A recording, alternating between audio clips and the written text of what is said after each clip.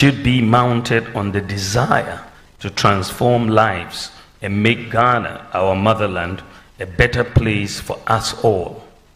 However, it is becoming increasingly worrying that some people have gained the notoriety of churning out incendiary language, threatening fire and brimstone if the good people of Ghana give the mandate to rule to a group other than theirs. Whilst nobody profits from violence and chaos, it bears repeating that not a single drop of Ghanaian blood should be sacrificed for power. Our party is determined to pitch our ideas, as we have always done, and to demonstrate the superiority of our ideas over and above what any other party can offer. My pledge, and that of the MPP, is to run a campaign of ideas and to conduct ourselves in a manner worthy of a democratic group. Our main goal is that at the end of the contest, we carry on with our lives secure in the knowledge that there is work to do, work to sustain the rebounding economy. To those who threaten war, mayhem, and violence, my message to them is that this isn't Ghanaian. Our pursuit of power must be paired with the compelling need to allow the Ghanaian to continue to enjoy his or her peace. Ghana will exist long after we've all left the scene. Thank you for your attention, and I'll cede the microphone and take your questions. Thank you very much.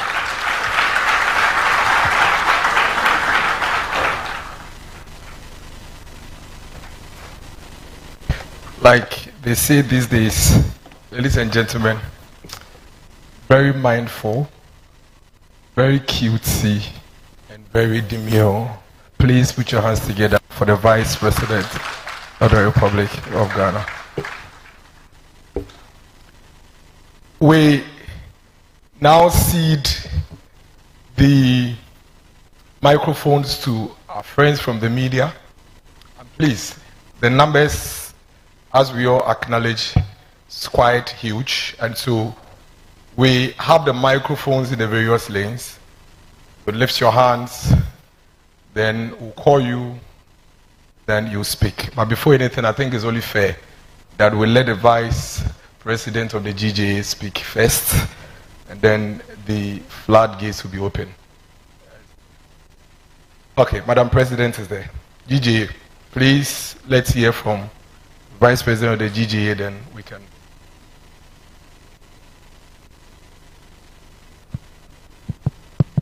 Hello. And please, let's be very brief with the questions. Please go ahead, Madam. Thank you very much, Your Excellency. This engagement has been a long-standing one. It is something that we've been yearning for a very long time. And thank God that you've paved the way for us today to have this engagement. Thank you so much on behalf of the Ghana Journalists Association. I have two simple questions to ask you, Your Excellency. What is your commitment to media freedom? And how would you urge your supporters to refrain from attacking journalists, especially during electioneering, as we are in some few months to go? And also, how will you deal with your supporters who act in such a manner? The second question, Your Excellency, the media industry is currently facing serious financial distress. Some media houses are folding up, and there are hints of imminent sale of state-owned media. What are your thoughts on selling the state-owned media, and how would you help the media industry to overcome the financial distress if you are elected as president? Thank you very much, Your Excellency. Thank you. So only the GJA gets to ask two questions, please. Gordon. We'll take about 6 questions, then His Excellency would respond, then we'll come to you. Thank you very much, Your Excellency. I'll keep my question short as myself. Your Excellency, former President Mahama says you were supposed to be an economic messiah, but you seem to have failed in the management of the economy. Do you have any response? Okay. In Sempera, I see at least we get Eastern region. So we'll keep moving. Thank you, His Excellency. My name is Insempera Emmanuel Mate, and I work with AFIMA FM in Nkoforidia, the Eastern Regional Capital. My question is very simple and short. Is there anything you have disagreed with in this government as a Vice President? Thank you.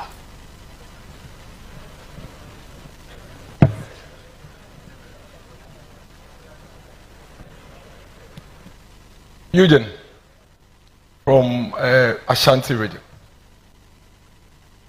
Insha FM. Good evening, everyone. Good evening, Mr. Vice President. My name is Eugene Osetutu. I work at Love FM in Kumasi, subsidiary of the Multimedia Group. Listening to you last Sunday and also reading your manifesto, and you're giving us an abridged version. When you go to the page 23 and 24, you are tackling the rising cost of living basically on 4 legs. Food, then you talk about transportation, you talk about housing, and also electricity. Now on transportation, your solution is bringing in, one of your solutions is bringing in electric vehicles for public transport. And last Sunday you did indicate that you're expecting about 100 of them before December. I have 3 questions on that. We know EV vehicles are mostly charged. They have public charging systems that we use to, power these buses to ply our roads. When you check the Energy Commission website as of this evening, we have only 5 public charging ports in the country, 5. And 2 of them are actually for Porsche cars specifically. Then 1 at the Total Energy Station at the Liberation Road. So between now and December, where are we building the charging port? Is it government building it, or the source of fund? Is it the private sector, or is it PPP? So that's my question 1. Thank you. You have. Then question 2. You have. No, under it. I'm not done. No, is it directly related to EV? Yes, it's the EV. Yes, let's be fair to the others and make it short. Okay, so still on the EV, we know that most of these charging ports for green mobility innovations, they must be powered with green energy. So are we already adding on to our energy mix, which is the brown, making it counterproductive, or we build dedicated solar panels for these charging ports? Thank you. Okay, thank you. So I think we'll go to this side before we come back. So Wilberforce. Don't worry, we'll keep moving to every row. Thank you for the opportunity. Mr. Vice President, so throughout your campaign, I have noticed that you've been talking about job creation and support for businesses. I've also taken the pain to read all the 260-page manifesto that you launched a week ago. And I see that the golden thread in that manifesto is also the creation of jobs.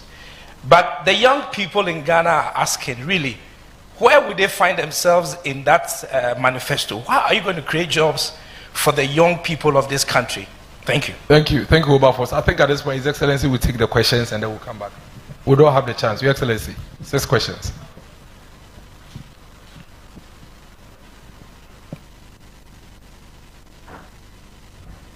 Thank you very, very much. I think those are pretty tough questions.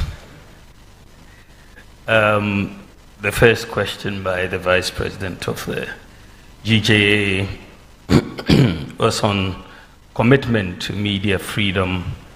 And I think that commitment is very absolute. I think the press and people have fought and have lost their lives even to get press freedom or media freedom in this country. A lot of the times we take it for granted, but I think that media freedom and is so pivotal to the whole democratic exercise that we are embarked on. If you don't have media freedom, you'll have a difficulty. I mean, the lack of media freedom is a characteristic of societies which are more dictatorial. And I think one of the things about Ghana that everybody who comes here really appreciates is the freedom of the media. We talk a lot on radio, TV all day. And so I'm very committed to this because I'm inherently someone who is very committed to democracy. And I don't think that anyone should attack a member of the press for doing their job. And so we will totally be against that and ask all our supporters to refrain absolutely from doing that, because that undermines the very democracy that we are doing, So I think that one is clear. The issue of stealing state-owned media, I'm not aware that anything of that nature has come to cabinet, but should it come, there has to be a justification for it. We will await any such thing that will come. I'm not aware that there's a proposal to sell the state-owned media. But if it comes, it has to be justified, and of course a big decision like that will have to be undertaken with a lot of consultation of stakeholders. The third question, third question is about what the former president supposed to have said about me being an economic messiah, supposedly, who has failed.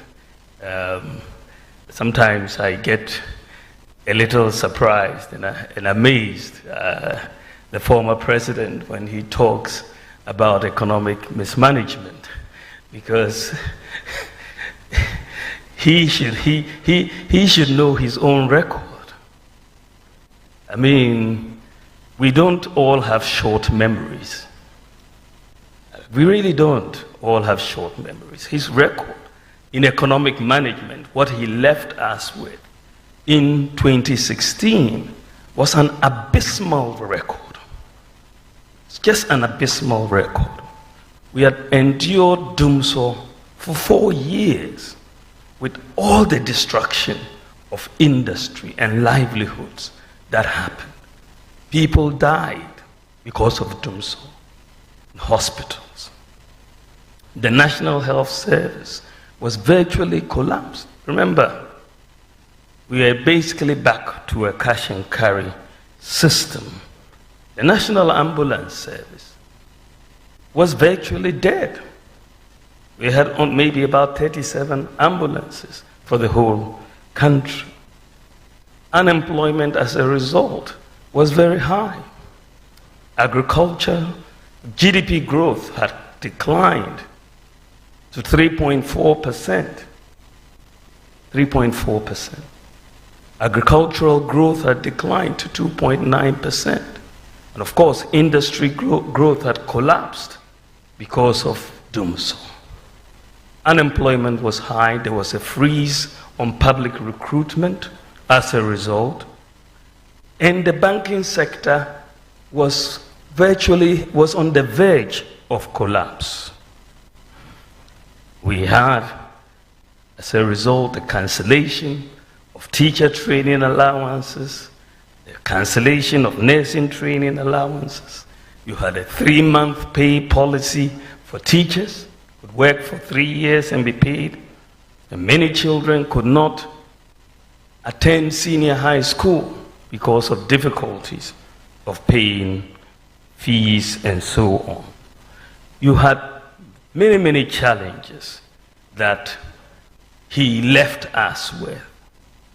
So when you juxtapose that record with what we have been able to do in these last 8 years almost, it's really night and day.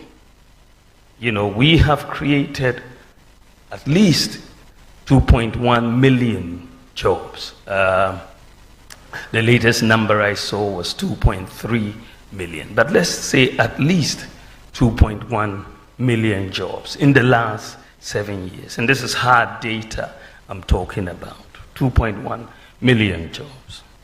We've kept the public sector workers employed and fully paid through the COVID pandemic. We didn't lay anybody off.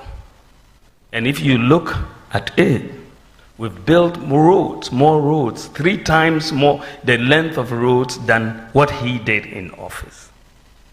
We've built more railway than any other government in the Fourth Republic. Expanded rural telephony. There were 78 sites for rural telephony when we came in. Today there are 1,008 sites for rural telephony. We built more libraries, public libraries, than any other government.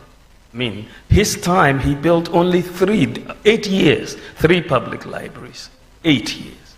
And we've built 54 public libraries in 8 years. We've constructed about 12 major fish landing sites across the country.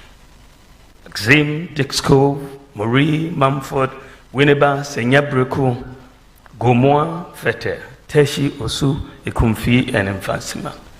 Constructed 2 fishing harbors in Elmina and Jamestown. Constructed more sanitation facilities, 817, than any other government in the Fourth Republic.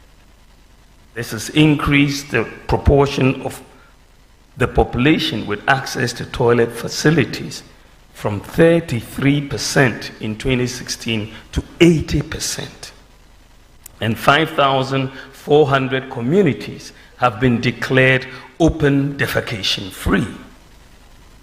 We've built more sports facilities in Ghana than any other government in the Fourth Republic.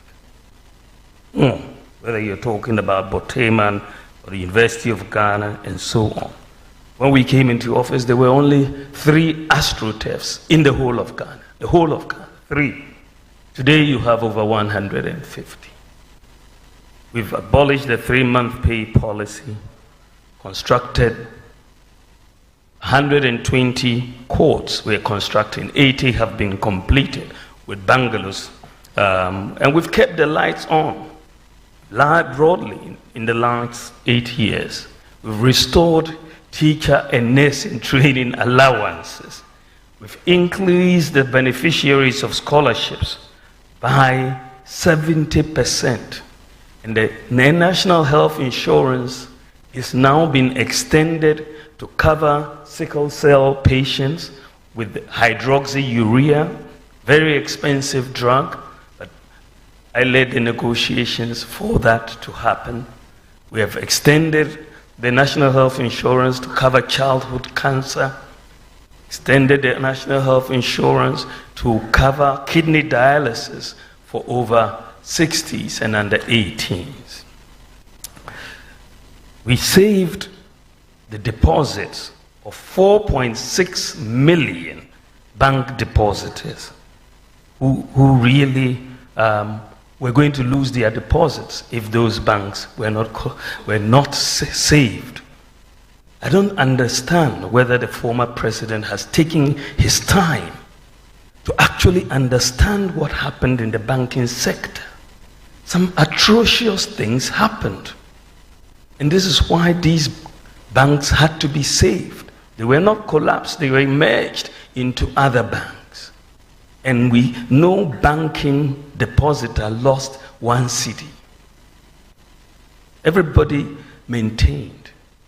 But you had very bad things happening. You know, some of the banks broke all the rules and extended loans way above the single obligor limits. They were given, in some cases, 1 billion cedis by the Bank of Ghana to help them get out of the mess. And they only got deeper into the mess. Another bank was giving capital to save the situation, was giving money from the Bank of Ghana's lender of last resort facility. And they used that money to go and set up Capital Bank instead of rescuing the problem that they had. They took the money from the central bank and went to set up another bank, which was also collapsed. Some took money and went and invested in private property. So it was against this background when the governor came to report, and this was one of my nightmares as in the last 8 years. I couldn't sleep that night, that the banking system, most people didn't understand how close we were to a collapse of the entire banking system, but we were this close because all it would have taken was for a few depositors to go to UT Bank or UMT and they'll tell you there's no money. What would happen? There would have been a complete run on the banking system in Ghana. We would have collapsed the banking system. When the governor came to report that we were on the verge of collapse, decisions had to be taken to save the banking system and to save depositors. And this is how come we had to merge many of these banks into other banks. And we saved 4.6 million depositors. I'll ask the former president, if he hasn't read, to go and read the receiver's report, or to go and read the Bank of Ghana report and acquaint himself before making any further comments on matters he clearly does not understand. He needs to get an understanding before you make comments. And you cannot hand over a bank's license to them. This is subject to legal procedure. You have to go to court. You don't have the power in our constitution to do that. And I'm surprised sometimes because he has been president before and he should know these things. He should know these things. He should know these things.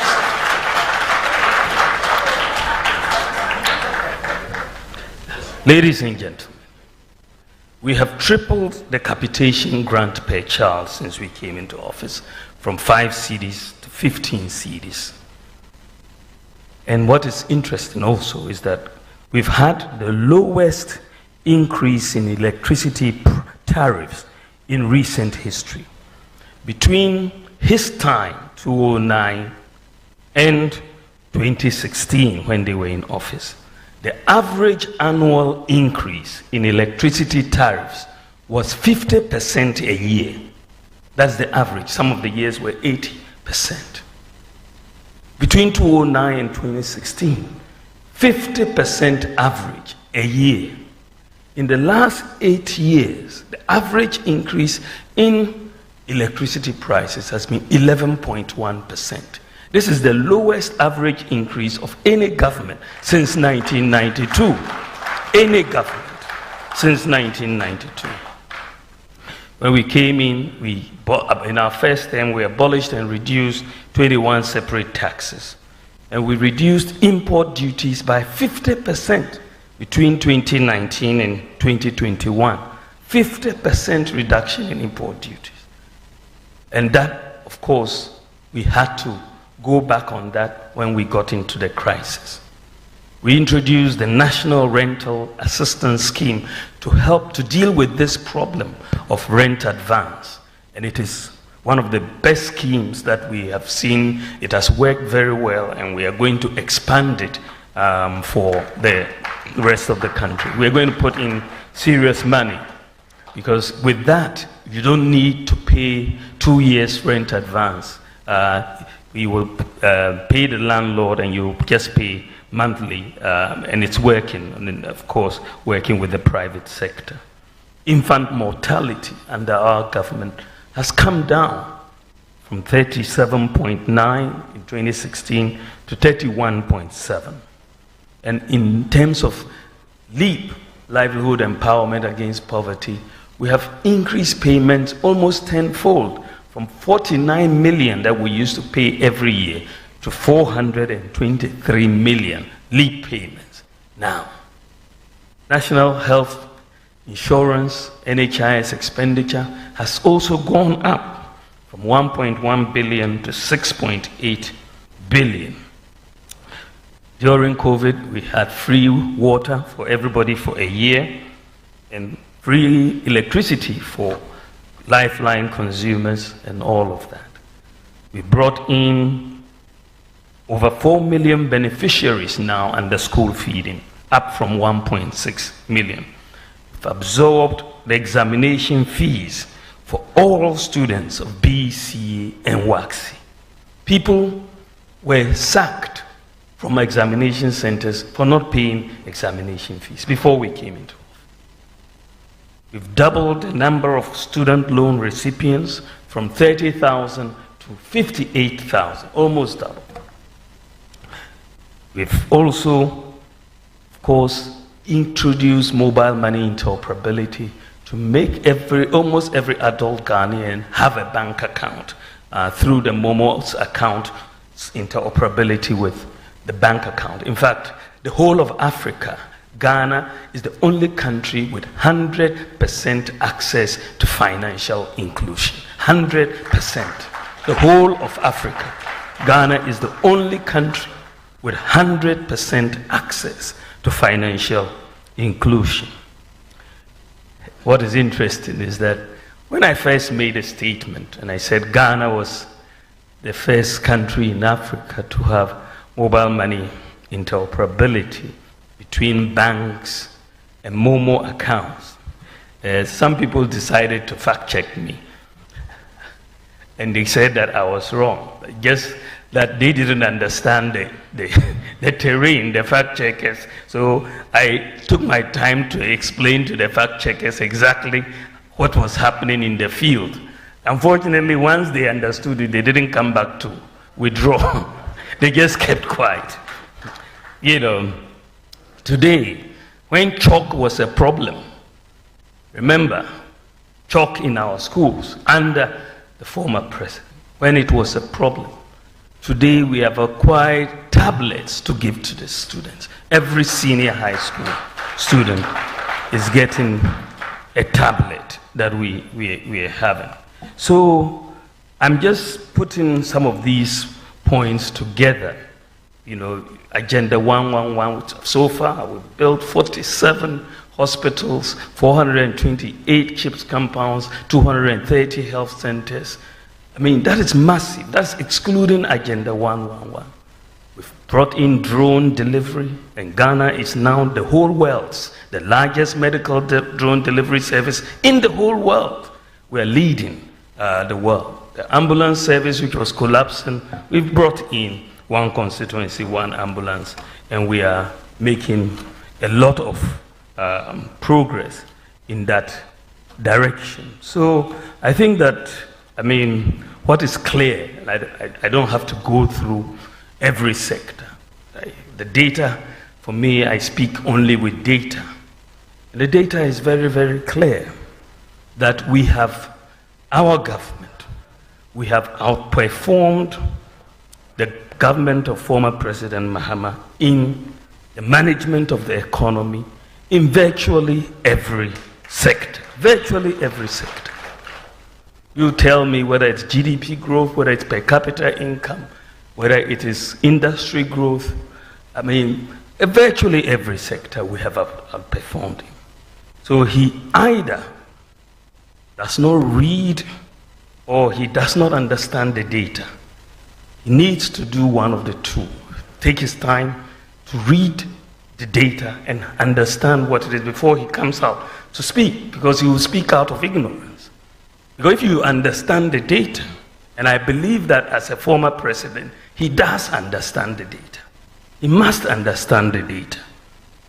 And I believe that is why he doesn't want to debate me.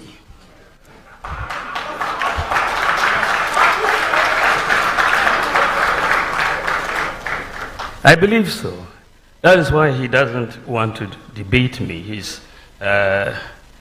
running away from that. So if, according to him, we have mismanaged the economy in the midst of a global crisis,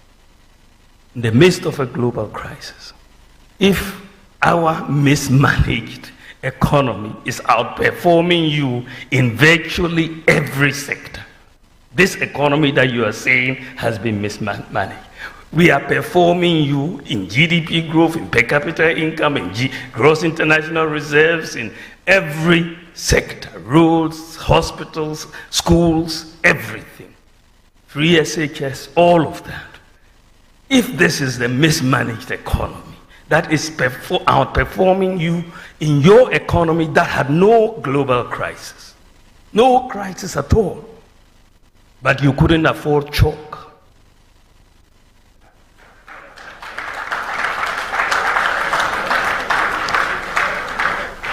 You couldn't afford chalk. But there was no crisis. So if our mismanaged economy is performing better than your better managed economy, then in that case, you must not have been very good. Let me put it mildly. I was going to say incompetent. Because our bad economy it's much better than your good economy. I mean, it doesn't make sense. So I think that the matter, I hope that this matter can be settled. There's no way he can say that his economy that he managed as president, by the way, I'm not yet president, in another 3 months, inshallah.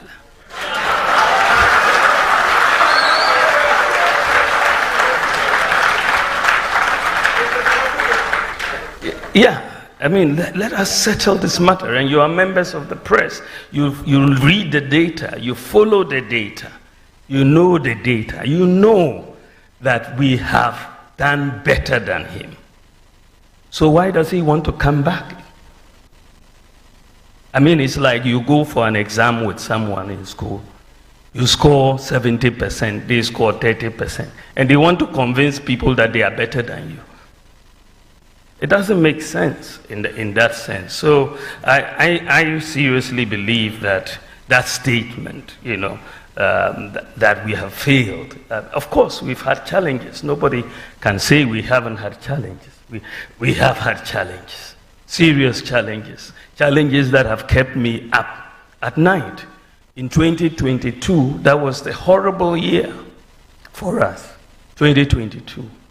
Petrol prices went up to 23 cedis per liter. We were losing reserves so badly, and you saw food prices going up and all of that. That was a real challenge that we had to deal with. And this is how we came up with the whole gold for oil, gold purchase program, and that has really helped us. Today, Ghana, notwithstanding all the challenges, we are the 10th lowest priced in terms of petroleum in Africa, the whole of Africa. Ghana is number 10 in those of lowest prices of petroleum products. We are number 10, 10th lowest. The lowest is Libya. Then you move through Egypt and Sudan and all of those to come to number 10, which is Ghana. Ghana, we are priced around 13, 14 cedis per liter right now. Cote d'Ivoire is priced 23 cedis per liter, as Hassan was just telling me earlier on when I asked. 10th lowest. We still want to bring it lower. But in 2022, at the time I announced the Gold for Oil program, when I said we had to attack this thing with gold for oil, the prices were 23 cedis per liter at that time. So we've had challenges. It's not, everything is not where we want it to be, but I believe that we can work better. But I don't think the former president can lecture us on economic management. He just cannot. His record would not allow him to lecture us on economic management. Is there anything you have disagreed with in this government? The issue when you sit in cabinet, you have collective responsibility. That is fundamental to governance. When we sit in cabinet, we argue on many, many issues, and everybody brings their mind. And sometimes your view prevails, sometimes it doesn't prevail. But once we take a decision, it is a collective decision. And so I cannot come out and say that the decision that we collectively took, I disagree with. No, I'm bound by it. That is the nature of cabinet responsibility.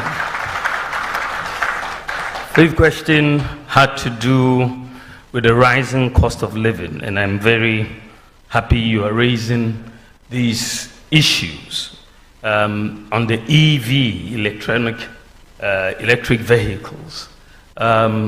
You're right. One of the ways that we want to reduce the cost of living is through bringing in public transportation, the electric buses.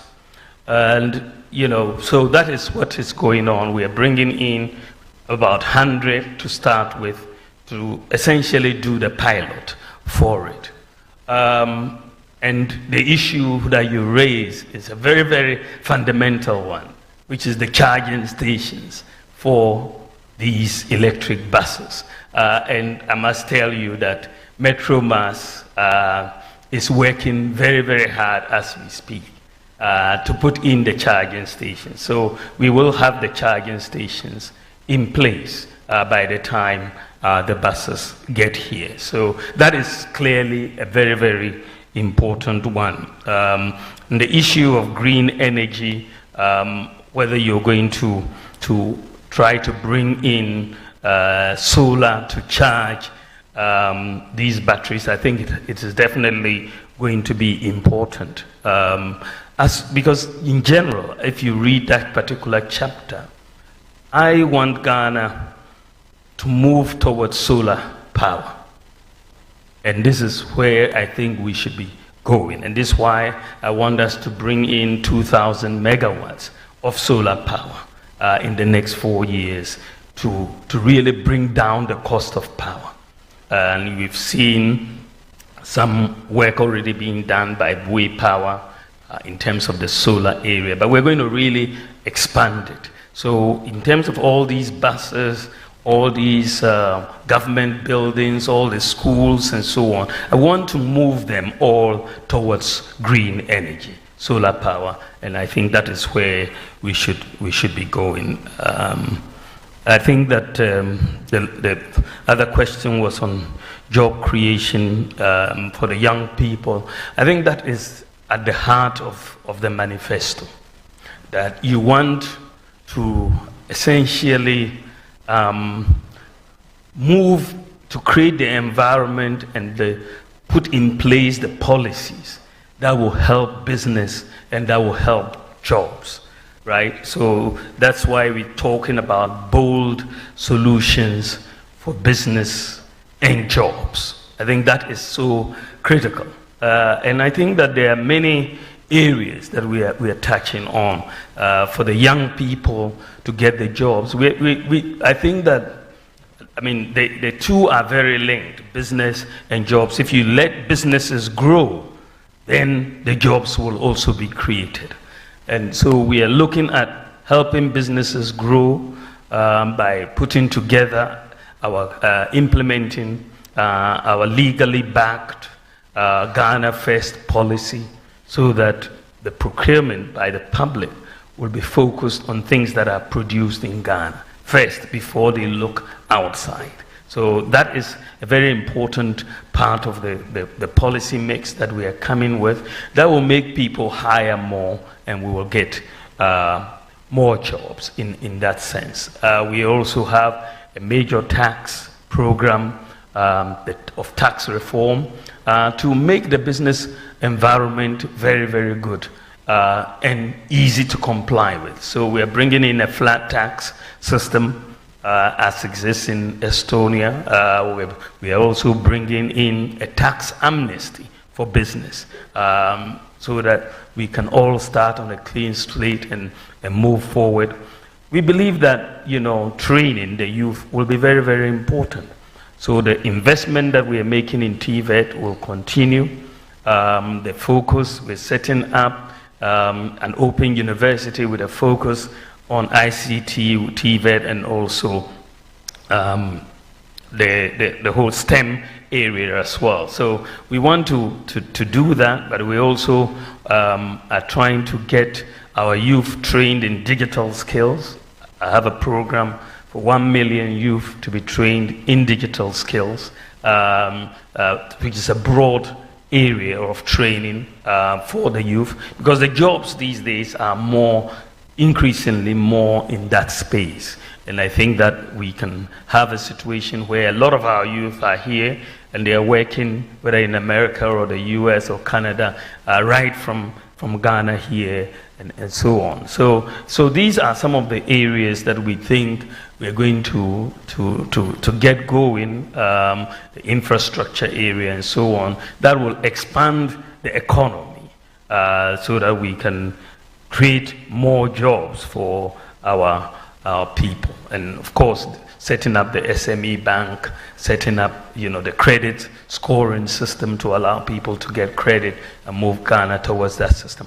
We may have some time to talk more about some of these, but these are some of the areas we want to get the youth totally involved and empowered to get jobs. Thank you very much. I'll take the next set. Thank you, Your Excellency.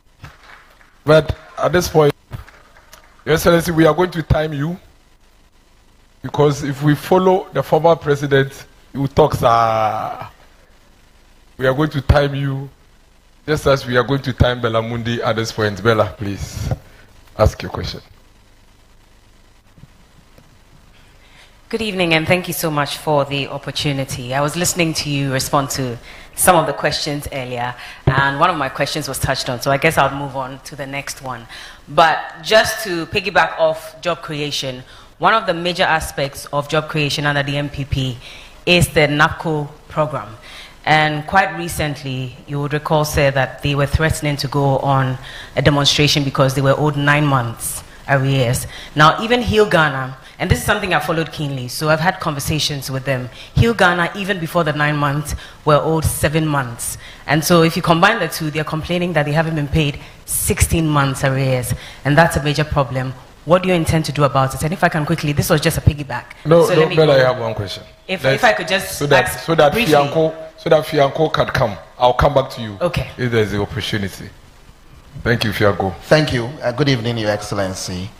I want to take my question from your manifesto for this year's election, and I'm looking at provide better health care for all. Now, you did mention that you were going to offer incentives for healthcare workers to buy 1 vehicle each with engine capacity up to 1.8 liter. Now, for clarity purpose, is it that these vehicles, they would buy them outside and they will be duty free? If that is it, we know we have about 5 automobile companies in this country. Your government brought them. How would this policy boost their production and also enhance the kind of people they would want to work with? Because if they are going to import these cars, we are not really helping them. Thank you, Your Excellency. I'm grateful. Held it.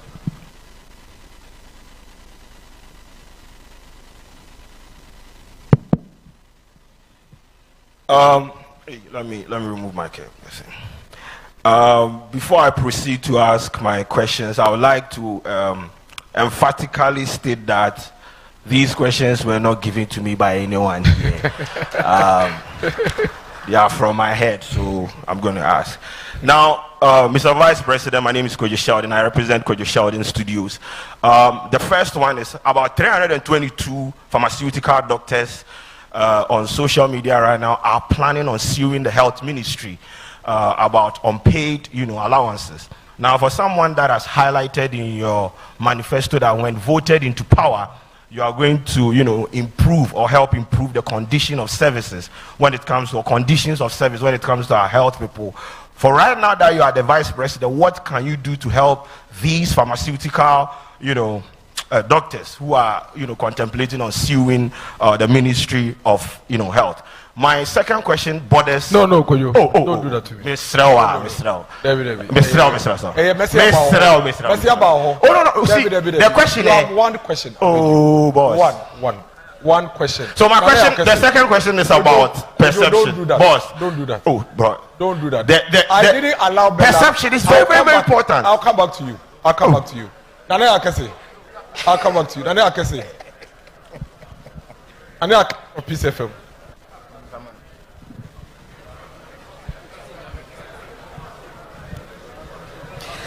Good evening, Your Excellency.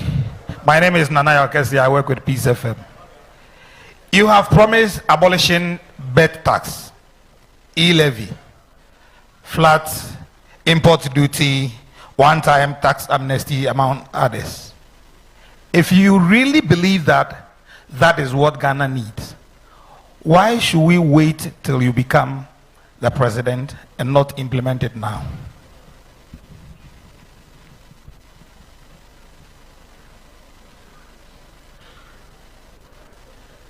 Need to go to this. I see Samson Ladi.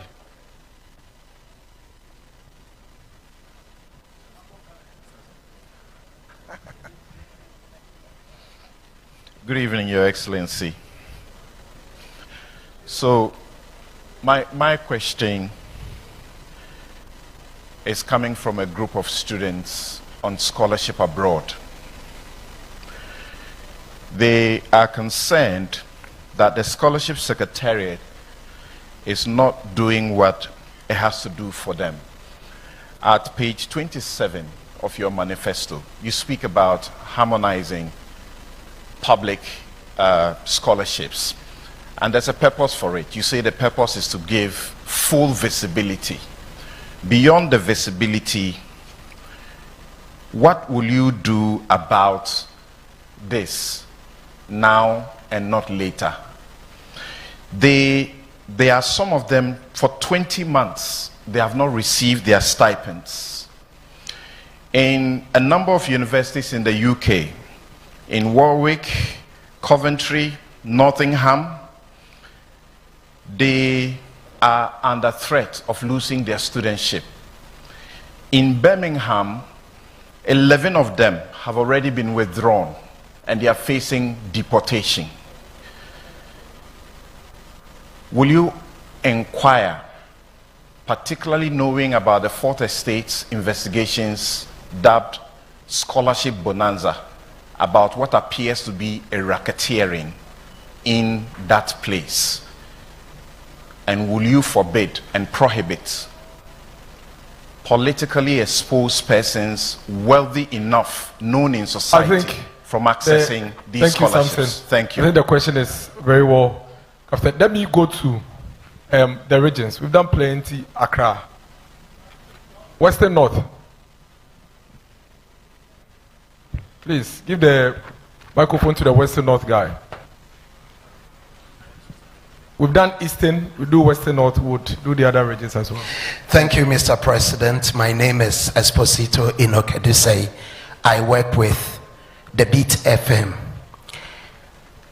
Somewhere in last year, the former President Mahama on his campaign tour in Western North region claimed Cocoa Board is on the verge of collapse. Do you believe Cocoa Board has collapsed? And what is your plans for Cocoa Board? I don't want to go deep. Thank you. Thank you. Sami Yafe.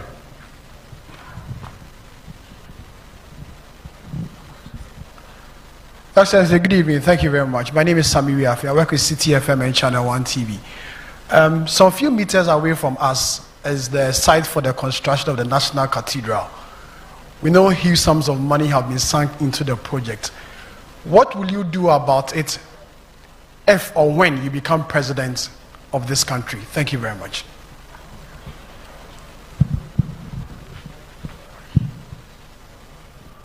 Excellency, please take these questions and then.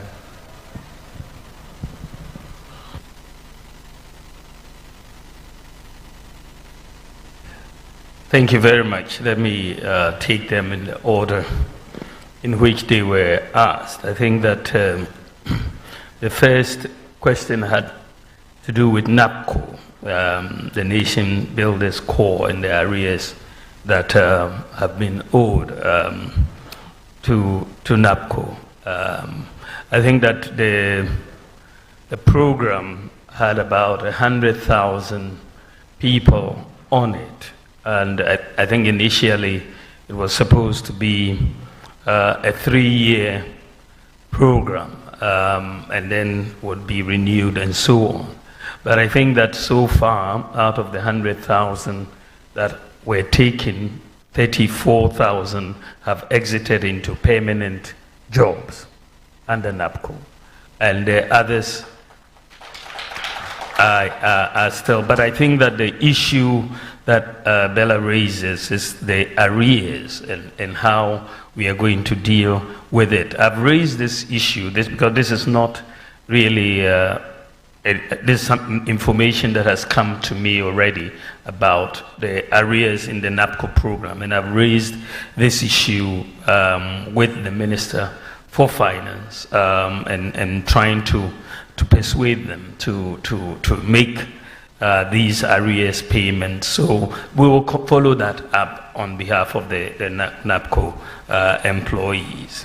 The second issue had to do with providing better health care in the manifesto and the issue of cars and how these will affect local companies. I think that what is very clear when you look at the manifesto is that we did not really say it was only for imported. The incentives would only be for imported vehicles, because you just said you will provide incentives. Clearly, under President Kufuor, there were incentives for healthcare workers and also for teachers to bring in vehicles, and they will waive the import duty, and that basically worked but was abused. We think that with digitalization and the unique identity of people, we can better monitor this situation. But the issue is that we need to be able to see how these teachers and these nurses could also acquire with the necessary incentives from the local manufacturing companies. I mean, as you know, the numbers of teachers and nurses are very, very large relative to the production capacity of some of the firms here. But we are leaving that open to discuss with them and with the manufacturing companies here to see how we can incentivize. Our preference clearly is to buy local. And so we will work with them to see how best, if they can meet the terms in terms of production on time and all of that. I think we will try to incentivize them, but we will leave it open for discussion, and that's what we've done. The other issue was that we wanted to do these tax reforms, import duty, flat tax, tax amnesty, and so on. But why don't I do it now? And why do I want to? I must have a manifesto. Otherwise, if I do everything now, if I could, what would I do when I come into office?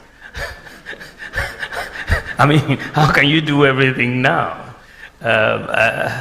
Even President Mahama, former president, who was president, I'm only vice president, but he was president. Why didn't he do everything then?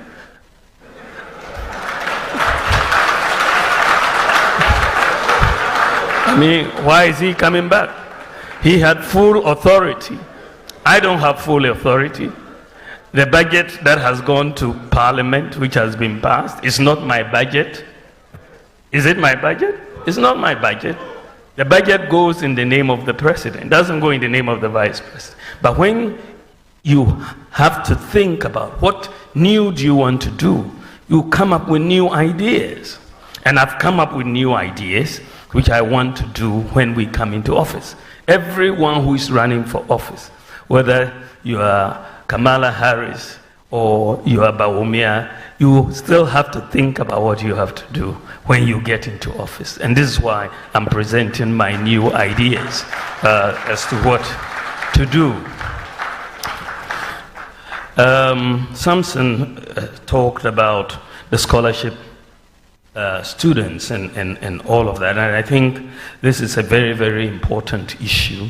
There's nothing more heart-wrenching than taking a student abroad and not being able to take care of them in those circumstances. And I think that I believe, and this is what we are saying, that one needs to, first of all, harmonize these databases so that you have full visibility and transparency. And also, we have undertaken in the manifesto to publish all the beneficiaries of all of these scholarships as they come, so that everybody knows who is getting the scholarships and so on. And again, I've been made very aware of this issue. It's not new, because students have and parents have gotten in touch with me about the awards and the scholarships and so on. So we're talking with the Ministry of Finance and the Scholarship Secretariat. I think they were able to make some payments to some of the UK students and so on. But we will follow up on that because it's very urgent. Cocoa Board is on the verge of collapse. I'm not aware of that, but we'll look at that. I cannot comment on that. It's not. I don't know where the data is coming from. Then the National Cathedral. National Cathedral, again, is a very, very important issue because, I mean, taxpayers' money has gone into it, and many people would like to see it completed. And I believe that one should have an engagement with the churches and all the stakeholders for us to see how best to get the funding to complete the project. But I think that we need to sit down and talk if the design has to be looked at again to make sure it can be completed. We have to put everything on the table, but I will be minded more by the churches and the church leaders and the discussions that we should have with them on the way forward. But I think it's an important issue. Thank you.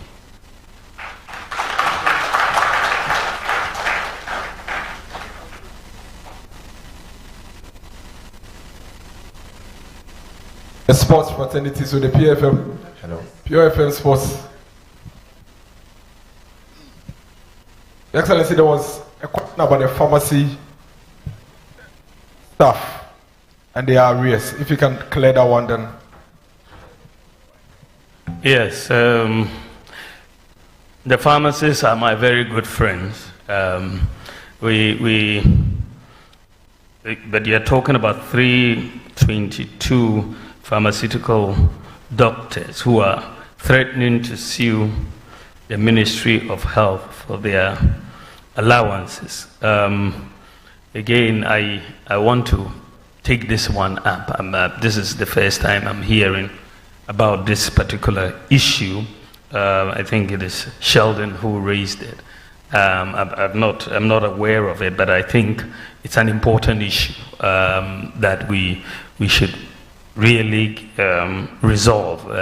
So we'll talk to the Ministry of Health and Finance. Thank you very much. We'll take Kankambodu's question from the sports, I believe.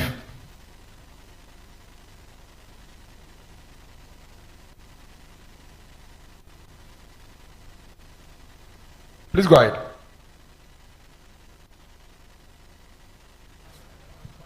Hello. Hello. Good evening, Mr. Vice President. Before I go to my question, I'd like to draw your attention to the sad issue of the national amputee team. They apparently won the African Amputee Championship. They are owed per diems and bonuses and have not been paid. And they feel very neglected. And we all know that the strength of every nation is determined by how well they treat the vulnerable in society. In your manifesto, you talk about building 6 new stadiums in the 6 new regions. Currently, we have 5 major national stadiums, and only one, that's the Kumasi Sports Stadium, is fit enough to host a FIFA or CAF organized senior national team game. So I want to know what motivated that decision. And since we are even struggling to maintain 5, how well can we do if we have 11? Thank you. Thank you, Kankam Bodu. We'll do. So, give the microphone to Ahini, please. It's right there. Please give the microphone to her. From the Ashanti region. Thank you. Good evening, Your Excellency. My name is Ohinini Adazwa, Sumpa TV, Sumpa Radio, Kumasi. Ja Rastafari. Selassie, I. In your manifesto, page 24C, you did mention something about flat rate. So let's say somebody import car engines and somebody second-hand clothing. Are they going to pay the same amount? I think we need better and further particulars. Thank you. Thank you very much. Thank you, Ahini. So, that's Ahini.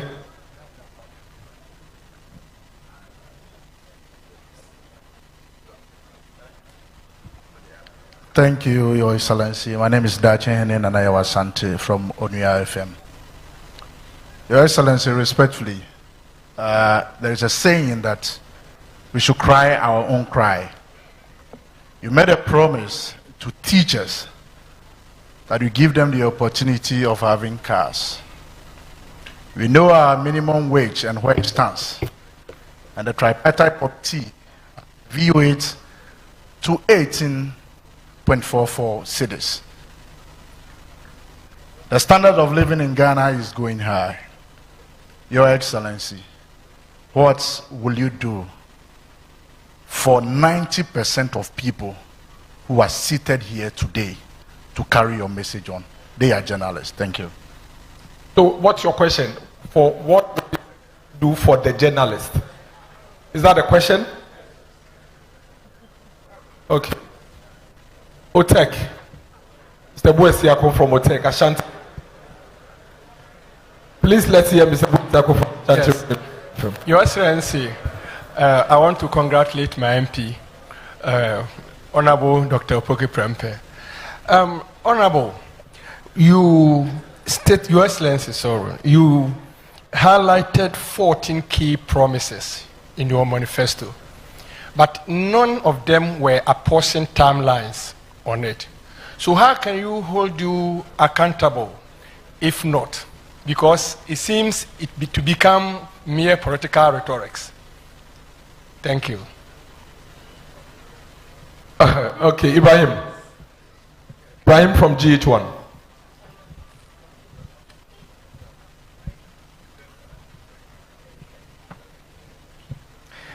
Thank you very much, GH1. Your Excellency. My name is Ibrahim Al Hassan, GH1 TV, Star FM. Your Excellency, of course, forgive me for taking you back in 2016 when you were on the campaign trail. You had this declaration, and it's a very famous one.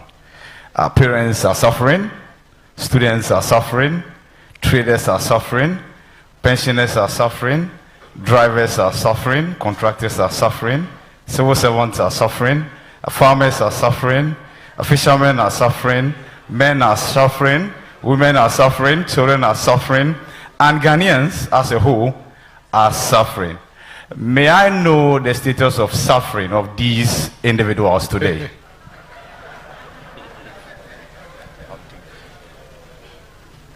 I'll take Vanessa from Metro TV Accra, then I'll come to Adinkankam. So please get a microphone to Andy, and then Vanessa would speak. And then I'll come to you later. But Vanessa, Andy, then. Thank you. My name is Vanessa Idutumbo from Metric TV. Mr. Vice President, you will remember this quote: if the fundamentals are weak, the exchange rate will expose you. And as at the time you were making this statement, a dollar to CD was 3 cedis and above, or about 3 cedis, 4 cedis, right? Thank you. 2024, a dollar to a cedi is 15 Ghana cedis, about 15 Ghana cedis. Okay, over 15 Ghana cedis. Thank you. How do I explain this to my mother, a cocoa seller, that in 2014 the fundamentals were weak? In 2024, where a dollar is now 15 cedis, the fundamentals are not weak, but the prices of goods and services are high today. Thank you. Okay. Rapoko, please. No. Yes, let Abna come and then you come. I want to hear more of the ladies at the point. Bebacho, your friend Abna Pokua, Ahini, Mewadum TV, and Yadum FM. Na masembisa yes bako kanka beka didi kan me ba tro pese ye share Dr. Bawumia ne hihye fofra wode ebeko etia galamsey ayadia so man no kon ache eno achi so Afram Plains 2016 MPP share call for bo esemo de bridge ebeto Afram nsu no so me pese me hu na ho hihye ya kodun Kokos Sports Stadium so me pese me hu no ba bi atebia no ewo asatena medase. Thank you. We'll take Nanaya, then His Excellency would give the responses. Please go ahead. Good evening, His Excellency. I would like my question to be answered in Chi, but I'll ask it in English. Please go ahead. Okay, so I'll ask it in Chi. I just want to know, sir, in the first 100 days, if Ghanaians decide to vote for you, what would be the things you would want to tackle first? Thank you. Let's take the responses and then we'll come back to the questions. Your Excellency.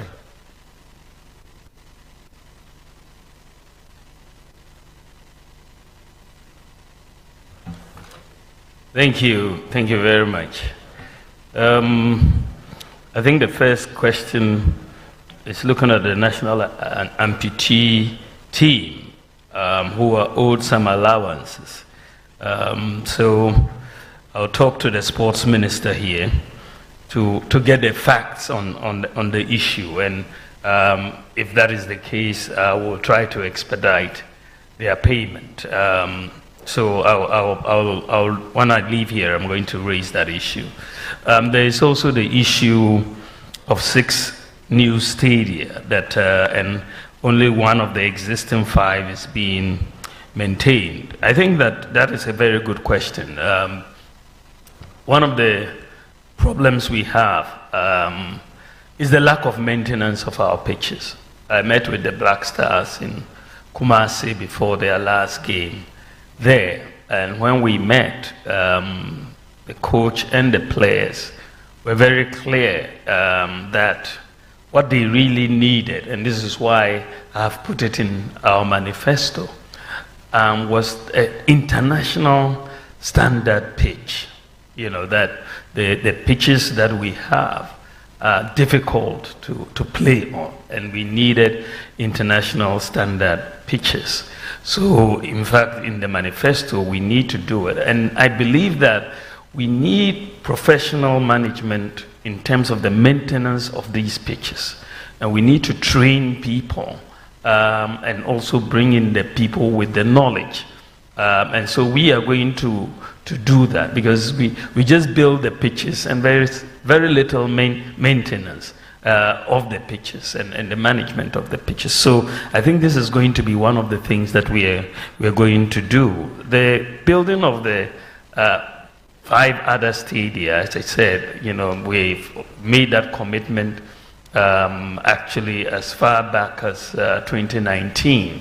that with all these new regions that are coming on board, we will have to build stadia for them to encourage sports. And I believe that we've done quite a few already in terms of the multi-purpose sports stadia. We are doing 10.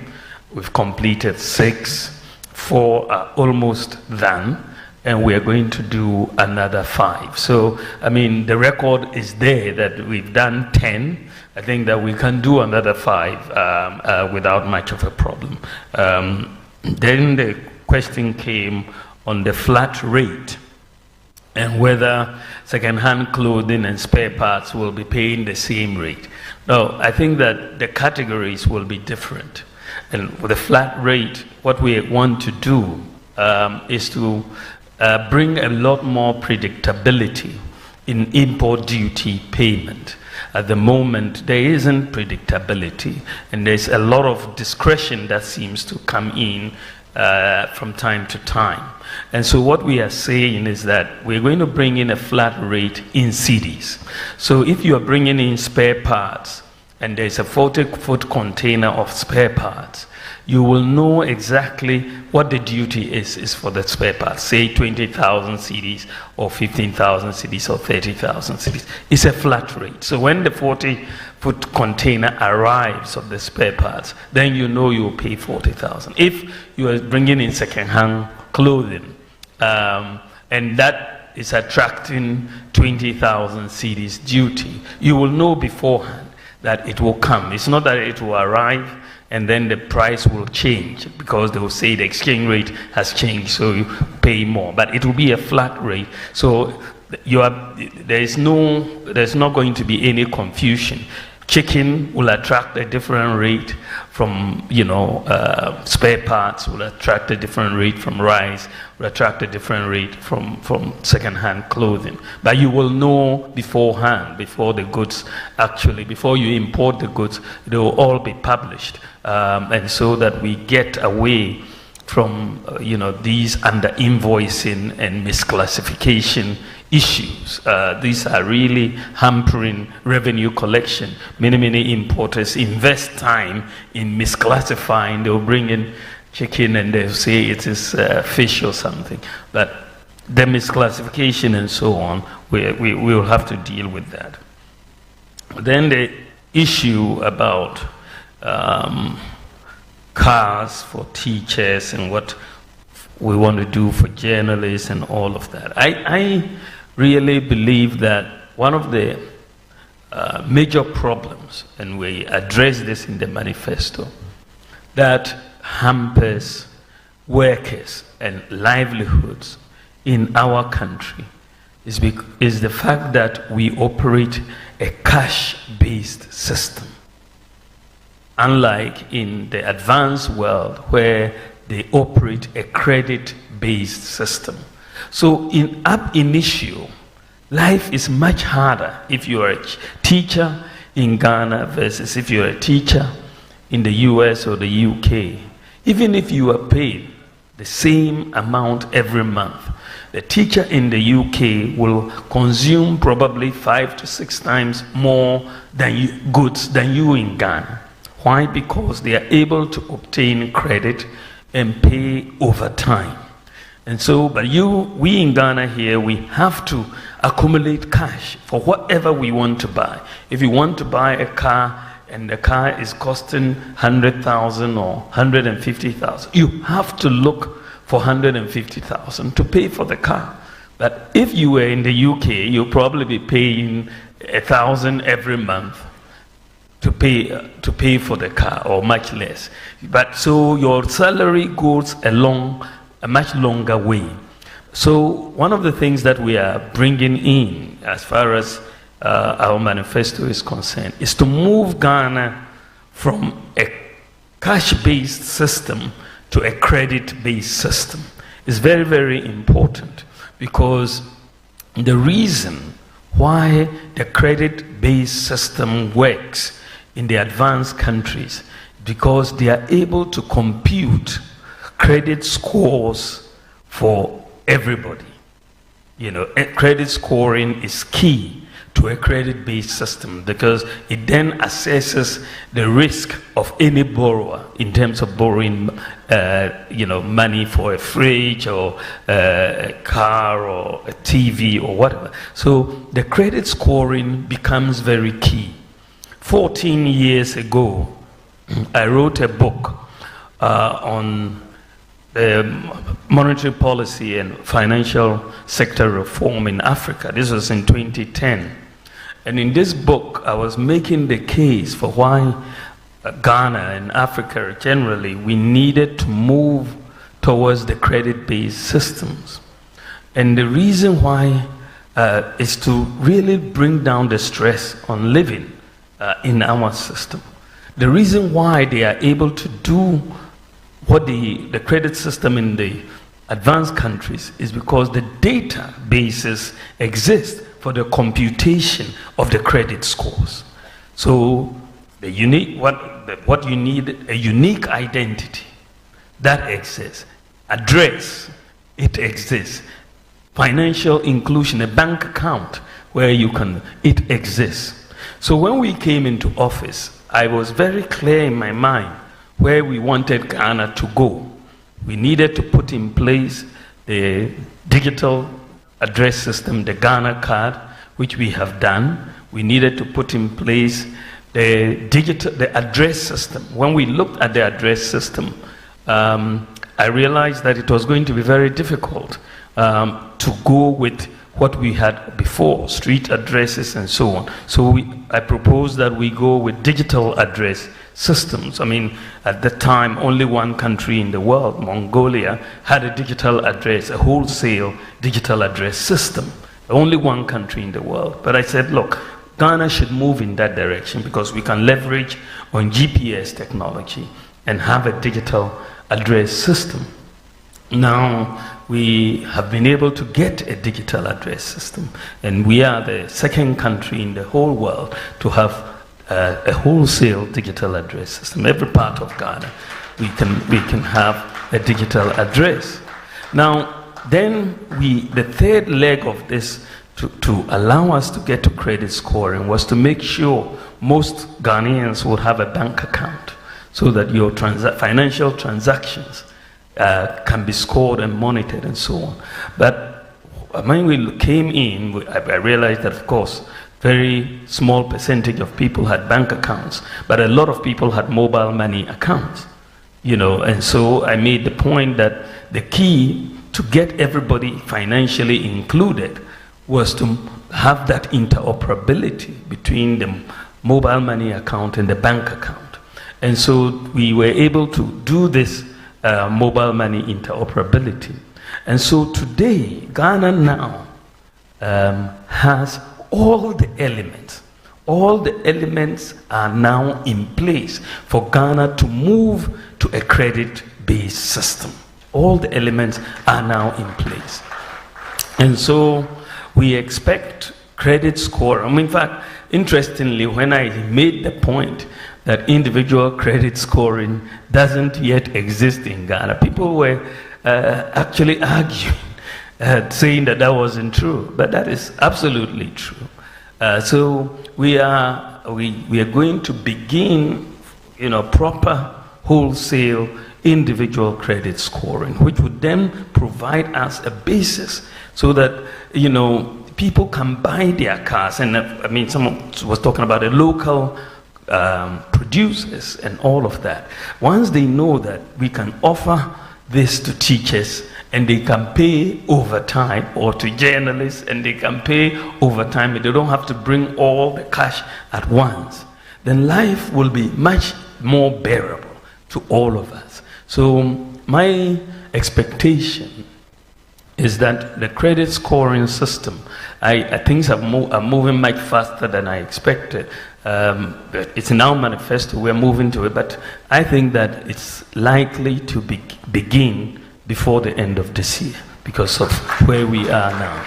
I expect to launch it reasonably soon because of where we are now. We've got everything in place but that will fundamentally change everything for Ghana. Currently in sub-Saharan Africa, it's only one country that has a credit scoring system and a credit. That is South Africa. Ghana will be, before the end of this year, the second country in sub-Saharan Africa with a credit-based system. But it will bring down the pressure on all of our workers once you enter into that. Then there was a question that went on the lack of timelines for the manifesto in terms of promises and so on. I think that when you are going for an election, you are going for an election for a 4-year term initially, isn't it?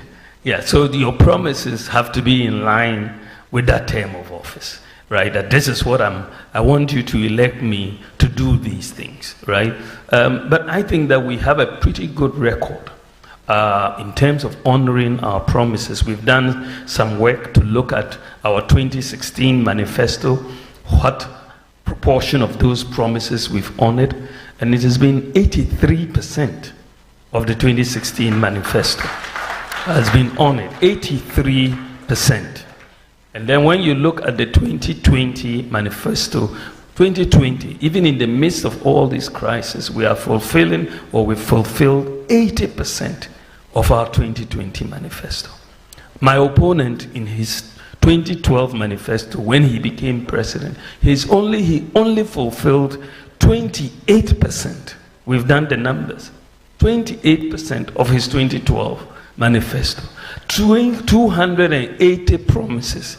He didn't fulfill 203 of the 280 promises. He only fulfilled 28% of his promises.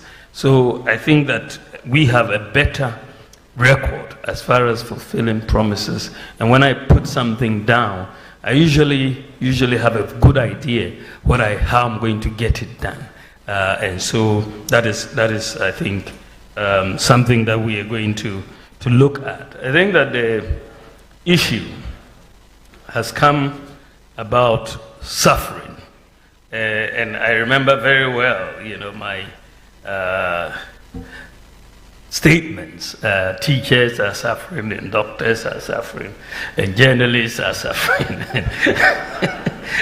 and everybody is suffering. In 2016, which was the case actually, in that regard. But I think that we've moved on significantly since 2016, and we can point to a few things that we have, because at the end of the day, you reduce suffering broadly by creating jobs so that you give people something to do, or you bring in some social interventions to ameliorate the problems, the hardships that are there. So you need to look at what we have done. We've created at least 2.1 million jobs. Per capita income in CD terms has gone up almost more threefold. In dollar terms, per capita income from 2016 has gone up from 1,978 to 2,436. So GDP has gone up, per capita income has also gone up. As I said, we've kept all public sector workers employed. We didn't lay off anyone during the COVID, and we have done that, and we've kept the lights on. We suffered so much from doomsday. Everybody was suffering from doomsday, but we have kept the lights on for 8 years. Teacher trainees were suffering. We've restored their teacher trainee allowances. Nursing trainees were suffering. We've restored their allowances. People who were using the NHIS had major issues. The people who had sickle cell were suffering because the hydroxyurea, which was really needed and wasn't covered by the NHIS. Today it is covered by the NHIS. Today kidney dialysis is covered, as well as childhood cancer was also covered. You also see that for the people, the issue of rent advance, the National Rental Assistance Scheme has come in to really help in that. During COVID, we gave free water for a year, free electricity. For people in the rural areas and remote areas, we've brought in medical drones to deliver medicines, vaccines, blood across 2,694 health facilities. And even recently, when there was flooding because of rain in the Afram Plains, we had to get the drones to take examination papers over there, which were not initially. Parents have now had the benefit of free SHS for 8 years, have had the benefit of free TVET, and therefore the suffering of a lot of parents in paying fees has also reduced. School feeding, when we were coming in 2016, only 1.6 million children benefited from school feeding. Today, 4 million children are benefiting from school feeding, more than double. We have also absorbed the examination fees for all students for BEC and WACSI examinations.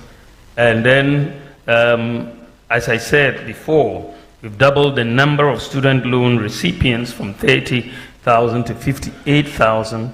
We've introduced the no guarantor student loans. A lot of students who were suffering, looking for guarantors, now just need their Ghana card and they will get it. You know, so we've done quite a bit we brought in one constituency, one ambulance, and we procured the ambulances for many of our constituencies or many of our districts. And also, if you look at the small and medium enterprises who had major problems in accessing funding, we've provided funding over the last 8 years to 444,000 SMEs, 1.4 billion Ghana cedis, which has been quite significant by any account and very historic in that regard. So I think that yes, the suffering is there, but we've done a lot of social interventions to ameliorate that suffering. It's not gone, but at least we can point to things that have gone in to reduce the suffering of our people. I mean, even renewing National Health Insurance card was a problem. Just to renew it, many people had to go and sleep. I know in my constituency, people had to go to the NHI office and sometimes sleep for 3 days before they could renew National Health Insurance membership. But today, you just sit in your home and renew. Today, you sit in your home and buy electricity credit. You don't need to take trotro or taxi and go somewhere else to do it. So we've done quite a bit to reduce the suffering of people, even though, of course, it is not complete. We still have more to do, and we'll continue. So the other question, which is a nice one, Vanessa was asking, if the fundamentals are weak, the exchange rate will expose you, which is a truism. It was true then, and it's still true today. It's an economic truism that once the fundamentals weaken, you will see the impact on the exchange rate fundamentally. And when we talk about many of these fundamentals, you're talking about the GDP growth rate, you're talking about the fiscal balance, you're talking about the exchange, the reserves, level of the reserves that you have, inflation, and so on. When we came into office, during the first term before we hit COVID, between 2017 and 2019, you saw the fundamentals pretty much strengthening by all accounts. And the exchange rate depreciated in those 3 years by less than 5%. That was the lowest depreciation in the currency for 28 years. 28 years. That was the lowest depreciation of the currency. I think we went up, even after COVID, we didn't get that high a depreciation. But the biggest shock for the economy came in 2022. All hell was breaking loose in 2022. Inflation, 54%, as at November 2022. Exchange rate had depreciated at 54%. And of course, you could look at the fundamentals were in trouble at that time. You saw the fiscal deficit going up, you saw inflation going up, growth declining. And so for me, it wasn't surprising, even though it was shocking, the extent to which the exchange rate went. So the point that we are making is that once the fundamentals weaken, you will get it shown in the exchange rate.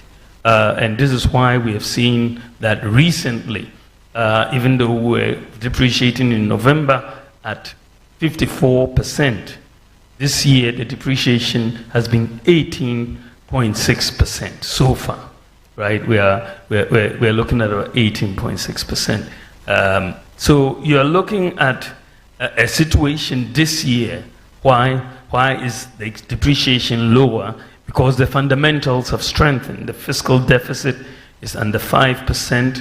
We are running a primary surplus.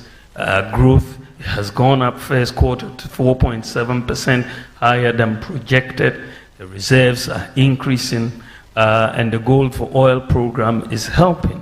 So as the fundamentals and inflation today is around 20%, so there's been a strengthening of the fundamentals, and you've also seen more relative exchange rate stability.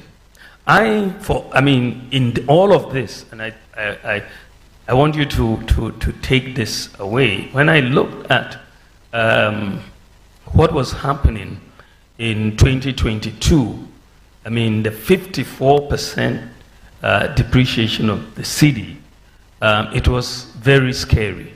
In fact, in 2022, this economy was on the verge of collapse, because you saw our reserves declining very steeply. The exchange rate was blowing up. Inflation was up, and my worry at that time, frankly, was that I could see this country moving towards Sri Lanka. Sri Lanka was what was clearly in my mind at that time, because you saw protests in Sri Lanka. They had no fuel. Jumso was there. And when you saw the way our reserves were moving in 2022, we were heading right in that direction, that we're going to get queues on the street. We couldn't buy fuel, we couldn't pay for so many things. And it was in that context that I came up with two policies. One was the gold for oil policy and the gold purchase program of the Bank of Ghana. Because when I looked at it, sometimes when they say necessity is the mother of invention. Because when I looked at it, we were headed for disaster. But I made the case. I looked at the numbers, and I said, well, how are we going to get foreign exchange to buy fuel in this declining reserves? And then I looked at gold. I said, let's take a look at gold. I looked at the reserves of gold that we had, and it was 8.7 tons, 8.7. That is from independence to 2022. our gold reserves were 8.7 tons. 8.7. I mean, when you look at the US, they had 8,000 tons in gold reserves. The UK, Germany, France, you know, all above 2,000, 3,000 tons. And Ghana, the largest gold producer in Africa, had 8.7 tons. So I said this is something that we need to change. And so Ghana needs to start, because the thing about gold for us is that we don't have to export anything to get gold. If we have cities, we'll buy gold right here locally. So we can use our cities to buy gold without needing to export cocoa or oil or diamonds or timber. We just buy the gold locally. That is what we have that many countries don't have. It's just something that many countries don't have that opportunity to do so. So I then came up with that idea that let's do, instead of, since we don't have forex at the bank to pay for oil, let's use gold. And therefore we went into this gold for oil and gold purchase program for reserves. And what is very, very interesting, frankly, without this gold for oil, the gold purchase program, this economy would have collapsed. There's no doubt in my mind. There's no doubt in my mind. Why do I say so? In the last couple of years, Bank of Ghana under the gold purchase program has been able to buy $5 billion of gold. $5 billion of gold. Think about it. We've gone to the IMF to look for $3 billion, which is going to be paid over 3 years. And this is why we are going through. But locally, we've been able to buy $5 billion. And this is why there are no queues for petrol. This is why Dumso has not happened in Ghana. Because otherwise, where would you have gotten $5 billion from your reserves? Where would you have gotten $5 billion from your reserves to keep up all the payments you needed to make? So that has been, for us, the game changer. And so the pilot that we are seeing with the gold purchase program and the gold for oil program, I want to institutionalize it going forward. And this is why, by the grace of God, when I am president next year, we are going to institutionalize this. Someone asked me, oh, why is it that the French West African countries have not seen depreciations in their currency? Cote d'Ivoire, Senegal, and all of these. I said, well, they are anchored. The currency is anchored to the euro through the French franc. So they are anchored. Unfortunately for Ghana, we don't have an anchor. There is no anchor for the city. So what I am going to introduce, what I want to institutionalize, is something that we have learned from this crisis. You will not find it in any textbook. Maybe some people will now write it in a textbook. But you won't find it in a textbook. It's not in a textbook. Because what I'm going to do is fairly simple, as I said, but we have had to learn about it. Because what we are going to do is to say that if you want foreign exchange, and we've tried it already, the pilot, with some of the big companies. One big company had 3.1 billion Ghana cedis. They wanted to externalize 3.1 billion Ghana cedis. And they were looking for foreign exchange. Can you imagine the impact on our market? If someone comes out with 3.1 billion cedis looking for dollars. So they were trying to talk to the Bank of Ghana and all of that. So their chairman flew into the country and came to see me and said, we are having these problems and we have to externalize our dividends and all of that. We have 3.1 billion, and we are looking for dollars. So looking for dollars from all the banks and all of that. So I listened to them, and then I asked, will you take gold? They said, oh, sure, gold is forex. That is not a problem. So I called the governor and I said, look, why don't we put this 3.1 billion through the gold purchase program? And guess what? It was done virtually overnight, and their money was given to them. So essentially, what we're saying is that the demand for the dollars, you bring your cedis. We have the gold.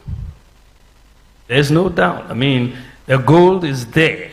I mean, we have 5 billion ounces even not yet explored, as the Geological Survey Authority has told us. That's $10 trillion. Right? So bring your cedis, we buy the gold, give you your forex. It's that simple. So your demand for the forex will be met by an equal supply of gold, and Ghana will see stability of the currency long term. So we're looking for a simple solution to a long-term stability for the cedi. And that is what we are bringing in, and that is what is happening. What I'll tell you, and I'm sure maybe some of you have heard, is that other countries have started coming to Ghana to learn about our gold purchase program. Yeah, other countries have started coming. The Bank of Ghana is inundated with requests for people to come and learn. As I said, this is not in textbooks, but this is what we are doing. So I think that the fundamentals ultimately has an impact on the exchange rate, but the crisis that we have gone through has now made us to think a bit outside the box and bring in this new solution. Now, Abna Pukia was asking about Galamsey and what we are doing about it. And I yo. And your mamin kachi kakra.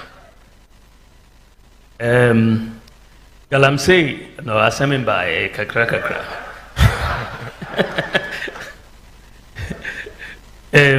Ye pese yasasa and she share a war your mining sector. Say Galamsey for ni permit licenses yedi mo ye be sisa san share no ye be ye na easy mrepa ma ubia oye Galamsey ene obenya mining license odebi ejuma. So yedi sam ranaba district committees, traditional leaders through the Minerals Commission umubenya licenses umube register ne Ghana card. Then yebe community mining schemes, Geological Survey Authority behwehwe omu survey no na omu hu se ahana gold no wo ahana gold no ene se de omu to gold no trial and error ubakwa akotu ha wenya na wako ha wenya na o say asase no, but the data ba na ya kantra mo say Galamsey for or small scale miners ahana gold no wo into ye hihye community mining scheme wo ho amamo monko ho montoto omo ya na ya to omo gold no adia ko Bank of Ghana enti san hihye no na yede ba mi be hihye Minerals Development Bank ama mining small scale mining sector no so said the Agri Development Bank ye hihye no for equiafo no ye new Minerals Development Bank ama small scale miners na aboa omo na omo nya equipment ye de common use ade a friend common user facilities efidie bia to gold no now the shemu na yi high percentage of gold amount sana yede beto ho ama obia in the community mining schemes so that omo benya more gold from their activities. Enti san share baswa me gidi say Galamsey no ebetwa so yensizi obia excavator na yashino na or whatever. So no a betcha so na ediako.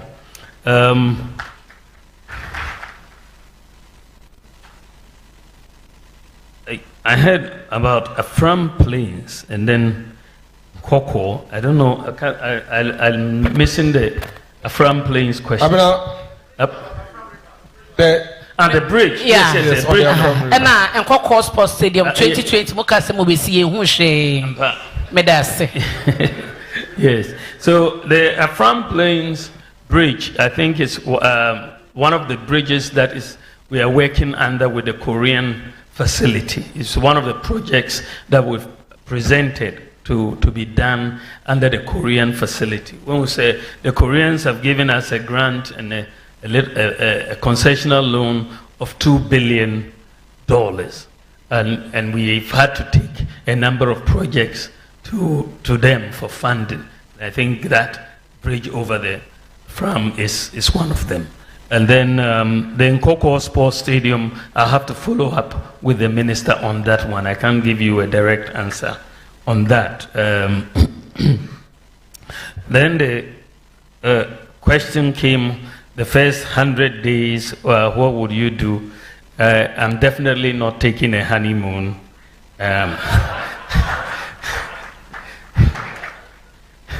We are going to get straight to work to put things in place. I think that for me, the focus is on jobs.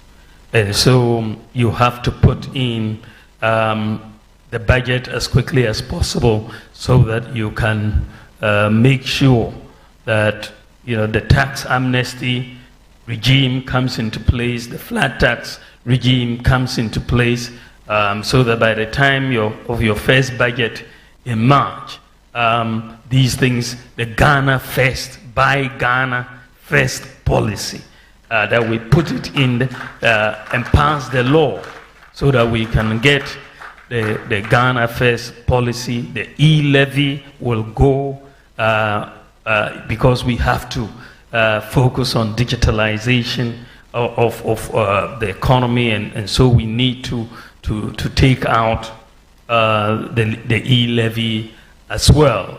So these are some of the things that I believe that we can do very, very, very quickly as we come in, within the first 100 days. But I think that we are going to be very, very hard at work to look at things that get business moving. The tariff structure for the businesses, commercial versus residential, we have to look at it. The flat rate regime has to come in immediately.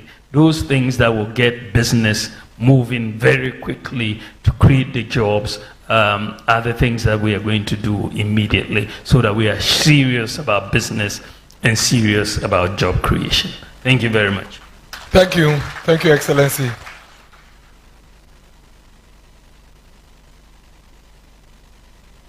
I will go to the far end.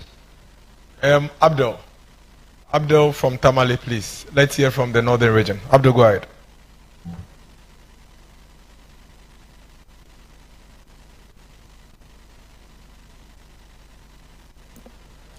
Thank you so much.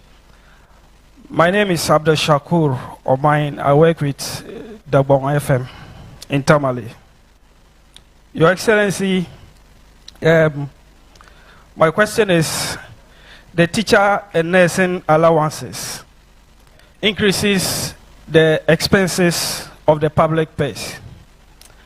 As an economist, don't you think it is prudent for us to scrap it?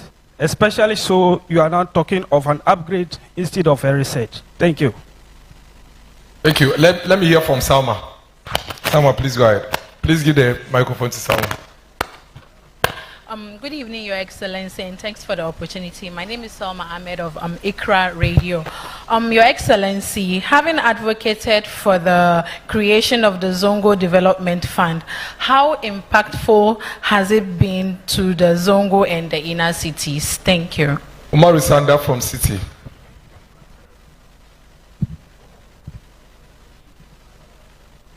Thank you so much. Good evening, Mr. Vice President. I have a message from your in-laws, the Fulani people. They say I should tell you that, and remind you rather, that they are still being discriminated against when it comes to obtaining national ID cards, the passport, and so on. So kindly work on the discrimination part for them. My question, your critics, mostly the NDC, they say that the economy has overused, so you run away to digitalization. What is your response to such a criticism? Thank you so much. Anybody from Savannah region? Savannah. Savannah is there. Please give the microphone to the gentleman from Savannah. Thank you. Your Excellency, my name is Nongya Isaac Nongya from Joy New Savannah region. You did a lot of justice to the policies you put under agriculture, but one fundamental key on the agri-value chain, which is the seed industry, is crushing to collapse. I will speak. The local seed industry is very, very weak to the extent that seed growers are out of business. The Tamale warehouse, one warehouse, there are a lot of seeds that are packed there with a market. Sorry. Your question, please. My question is, are you going to rescue the agricultural value chain by revamping this local seed industry and then giving quota of supply of these seeds to the planning for food or job, because at the moment they only buy rice in the neglect of maize, soya, and what have you. Thank you. Let's hear from Frema Edunyame from Channel 1, and then we'll come to Central Region. So let's hear from Frema, we'll come to Central Region. Thank you very much. Your Excellency, it is quite clear that Dr. Mahmoud Bawumia is not the visionary for the current NPP administration. But as rightly admitted, you bear some collective responsibility for the outcomes of government's efforts, either successes or failures. Mr. Vice President, can you state 2 failures of your current administration which you seek to correct? And how do you intend to do this differently should you become the president? Thank you. Thank you. Central Region.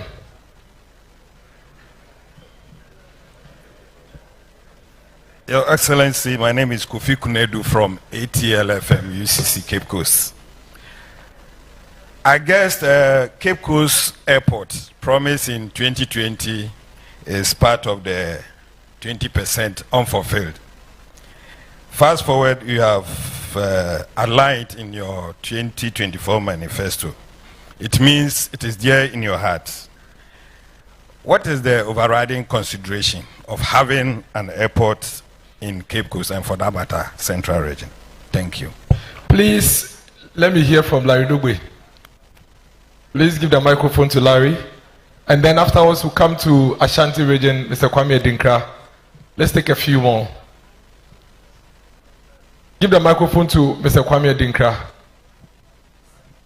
His hand has been up for a bit now. Please. I see a lot of hands. We'll take as many as we can. Please be very crisp with the questions. Okay. Your Excellency, I want an assurance. I recall the President's first 100 days in office, I drew his attention to a vision of President John Ajikun Kufuor to the fact that he will fix the inner ring road of Kumasi to restore the Garden City glory. In fact, we saw the Asqua interchange, the overhead constructed. We saw improvement in the Sofolai interchange. Now we have seen major constructions at the Swami interchange. But we have left with Santasi roundabout interchange, Ahonjo roundabout interchange, Aulaga Junction interchange, and airport roundabout interchange to fully complete the inner ring road of the Garden City. I want assurance from you to the people of Kumasi, whether indeed in your reign as the President of the Republic, you will fully complete the inner ring road of the Garden City. Thank you very much. Thank you. I see Andy. Please give the microphone to Andy and Larry. They must ask questions. Please hand the microphone over to Andy and Larry, wherever they are. I see them here, I see them here. Oh. Yes. Hello. Please hand the microphone over to them. Thank you. Andy, please join your brother. Please come forward. Go ahead. Mr. Vice President, I'm from Akachi in the Volta region. Andy is from Jachi, somewhere in Kumasi. So we can't be we can't be brothers. But by the way, these days it's very difficult to hear the MPP talking about the fight against corruption. I don't know whether that has been captured in the manifesto. If it has, can you throw a little light on it for us, please? Thank you. Thank you, Mr. Vice President. You've been touted as one with integrity. And we know integrity is anchored on trust. On your campaign tour, you're making promises. In some instances, a renewal of those you've made in the past. Thankfully, you've been reminded of one you made in 2016 to relieve Ghanaians of the suffering. 7 years down the line, there is still suffering. This time around, excruciating hardship. You are appealing to Ghanaians to promote you to the higher office of the land. Respectfully, do you think you should be trusted with a mandate that you are, or you have what it takes to relieve Ghanaians of what they are going through? Thank you. Thank you, Andy. So basically the question is that between Dr. Mahmoud Bawumia and former President Mahama, who should a Ghanaian voter trust? He would respond to it. Please give the microphone to Nana Okatechi Afrifa. Okay, it's with Evans. So let Evans come then. Okatechi will come then. Uncle Ebokwansa will come. Okay. My name is Evans Benson. I work with Joy News. On page 29 of your manifesto, you promise to protect Ghanaian cultural values. My question to you is, as president, will you sign the promotion of Ghanaian sexual rights and family values bill? Thank you. Okatechi, I think we've taken more than the 6 at this point. Uncle Ebokwansa, please let us hear from Okatechi Afrifa, then we come to Uncle Ebokwansa. Good evening, Your Excellency. As usual, I would like to ask my question in Tree. Saying how Janansi as would the Ajamo Pambo, Timebusan Tree. Your Excellency, a year na me free a year as Sankregua and in Importemu Eba.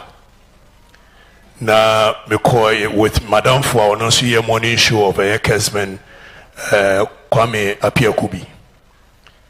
E kodru hono niamana e koso ni bi, Your Excellency. It is heart-wrenching. Semino ka say tano nsuo a eda ho esutobre metimi agina the middle of the tunnel nsuo no manante so do menye Yesu Kristo.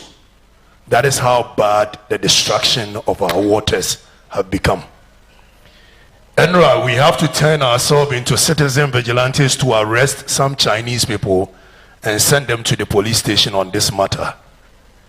Besides that, Achimota Forest, Yanyanti say the Minister for Lands and Natural Resources say year in, year out, a certain Owu family, Aya G asasi free omonsem 1927.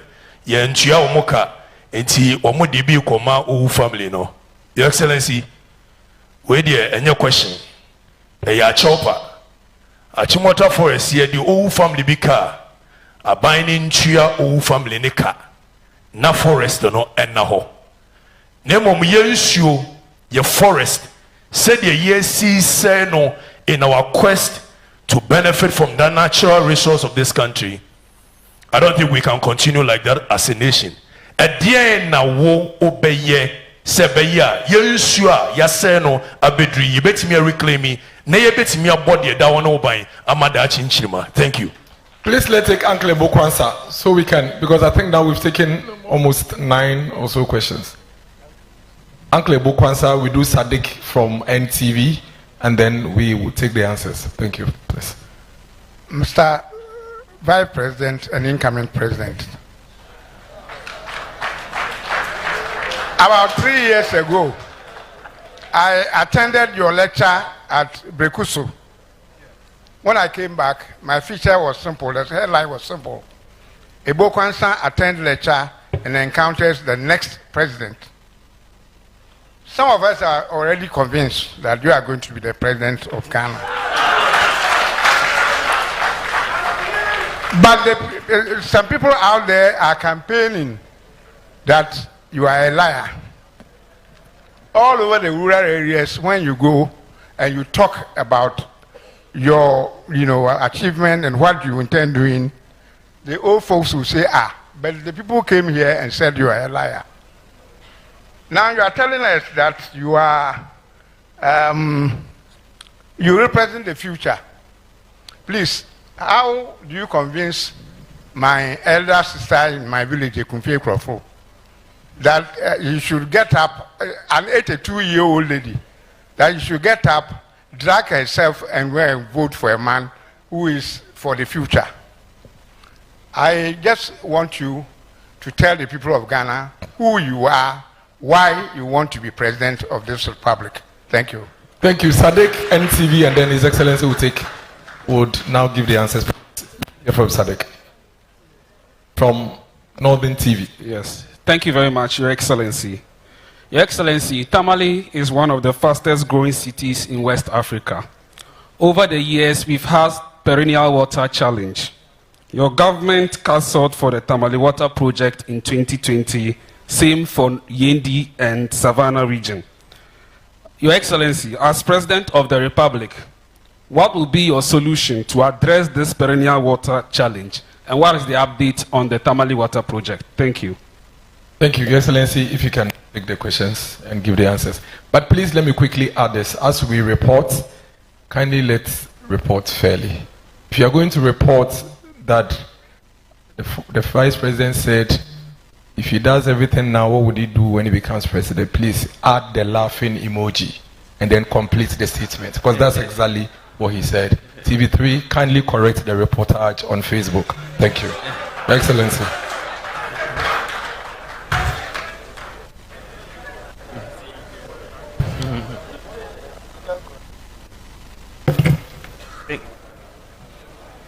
Thank you very much. I think the question started with the seeds. I think the seed industry appears to be collapsing, and we need to revamp the local seed industry. I couldn't really agree more with the whole premise of that. If that is the case, we definitely will need to revamp the local seed industry, because without the seeds, we have a real problem in terms of cultivation of various crops. So we'll have to look at that. The question, what failures that you think in this government that you would see to correct? I was thinking a little bit about that. I don't know if I mean, for one, I think that I wish we had built in, for example, we had started the gold purchase program much earlier. If we had started it in our first term of office, for example, the buffer in terms of gold reserves would have been much, much bigger. As I said, a few years ago, we had 8.7 tons of gold, and I think so far we are almost they've bought close to about 72 tons or so. So it's something that I wish, when I sit back and look and I say, wow, I wish we had been able to buy a bit more and start gold for oil and gold for reserves much, much earlier. But as I said, the crisis is what really made us to get into these policies. Of course, I also wish that we had, even though we've built more school infrastructure than any government, I believe that we've still had challenges with the senior high school in terms of infrastructure. And I wish we had completed a bit more in terms of the accommodation, dining hall, and so on. But this is one of the reasons why I want us to move a lot of the government expenditure away from government to the private sector. This is a major policy that we are coming up with, that we want to engage the private sector in a lot of expenditure that government normally will put on the budget. And a lot of infrastructure is part of what government puts on the budget. And places like roads, and you tend to see a lot of uncompleted buildings. But if you go to places like Legon or Tech, most of the accommodation, the hostels, is provided by the private sector. And all we do is rent it and pay. And I believe that we can have that model where the private sector is engaged to build a lot of infrastructure, and we'll pay them rent or lease it or whatever over time.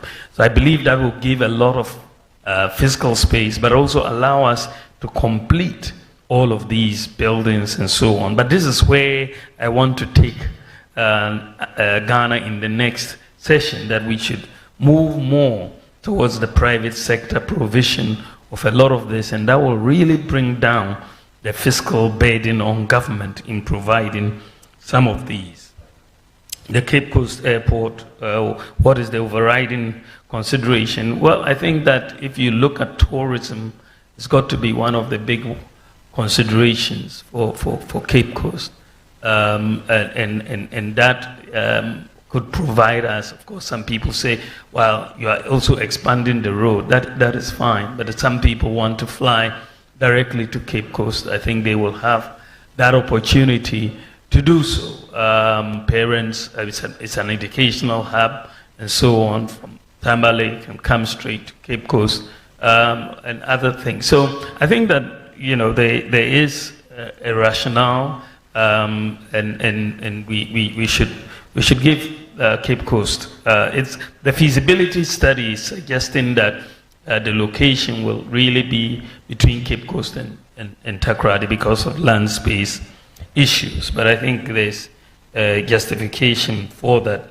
Inner Ring Road for Kumasi, Santasi, Ahojo, and airport interchanges. Napo, I'll leave you to handle that portfolio. And it will be your responsibility to make sure. So I'll tell the Kumasi people to hold you if it's not done. I think that the issue that has been raised, I think, I don't know if it was Andy or Larry who raised it, that corruption, that we've not talked about corruption in the manifesto. In fact, we have, and I did make the point when I delivered my speech at the manifesto launch, that, you know, for me, the way we have looked at fighting corruption, you know, we're looking at, as I said during the manifesto launch, you know, we have killed people for corruption, we've jailed people we've passed several laws. In fact, since we have been in office, we have passed many laws. We've passed the Right to Information Act that basically brings more transparency. The Witness Protection Act we've passed. The Criminal Offense Amendment Act 2020 was also passed. The Anti-Money Laundering Act 2020. They also increased budgetary allocations to the Audit Service, to SHRAJ, NCCE. We also set up the Office of the Special Prosecutor. So all of these things are policies that we've implemented. But I make the point that when it comes to corruption, I believe that we should stop corruption ex ante. That is before it happens, rather than deal with it ex post after it happens. That we should look at, and this is why I believe that digitalization holds the key to dealing with corruption. And why do I say so? When I look at the impact of the Ghana card on the public sector payroll, it gives me a lot of confidence that we are on the right path to deal with corruption ex ante. The Ghana card provides unique identity backed by fingerprints for every adult Ghanaian so far. We've issued 18 million Ghana cards. And so when we look at SNIT, for example, when they went through their pensioner payroll and tried to make sure that everybody had a unique identity on the payroll, they found out 29,000 ghost pensioners just because of the Ghana card. And that saved SNIT almost 400 million Ghana cedis from the 29,000. National Service Secretariat found 44,000 ghost service personnel, savings of over 350 million. And using digitalization in the Ghana card, we've been able to eliminate all ghost workers on the Controller and Accountant General payroll. And that is a major advancement in the fight against corruption, because these are things that have been there for a very, very long time, but digitalization is helping us to deal with it. And when you come to the area of the tax, domestic revenue mobilization and people's compliance with tax laws and all of that, when we came into office, only 4% of the, adult population of Ghana had tax identification numbers. Only 4% had tax identification numbers. So we made the decision. I said, look, why don't you make the Ghana card number the tax identification number? Suddenly, once we did that, suddenly 85% of adults in Ghana suddenly have tax identification number. So we can tell going forward who has filed, who hasn't filed, where they live, and so on. We tackled corruption, passport office with digitalization. And since we digitalized operations at the passport office, revenues have gone up almost ninefold at the passport office. Ninefold. Same with DVLA, digitalizing DVLA. We've seen significant increase in revenue. When we digitalize ECG, and ECG no longer collects cash for payment of electricity, you've seen revenue collections go up from 450 million Ghana cedis to 1.2 billion Ghana cedis, just by digitalization. You are looking at paperless ports and the way clearing goods at the ports have gone so far. Everybody can attest that you have been able to see a reduction in corruption. The Ghana.gov platform that we have implemented. By the way, you almost about 99% of all MMDAs are on the Ghana.gov platform. And that means that payments to government and are largely not leaking. The Ghana.gov is collecting about 200 billion Ghana cedis on the platform a year. And a lot of this would have normally gone through cash, and then we would have had leakages. What we want to do moving forward with fighting corruption is my proposal in the manifesto that our government must become a blockchain government. A blockchain government, which means that we operate on the basis that all transactions that you do within the government space are locked in, cannot be changed, are traceable, even if it is 100 years, they are all traceable. So you cannot go and change any things within the government space. And that is where we need to go. So far, UAE wants to be the world's first blockchain government. They are on course. Ghana wants to be the world's second blockchain government. With that, I think once everything is transparent in all your transactions, there should be a deterrence for corruption in this context. So I want us to move into blockchain, and it will also be done. Just like Estonia, I also want all our databases to be interoperable. And that is work that is going on now.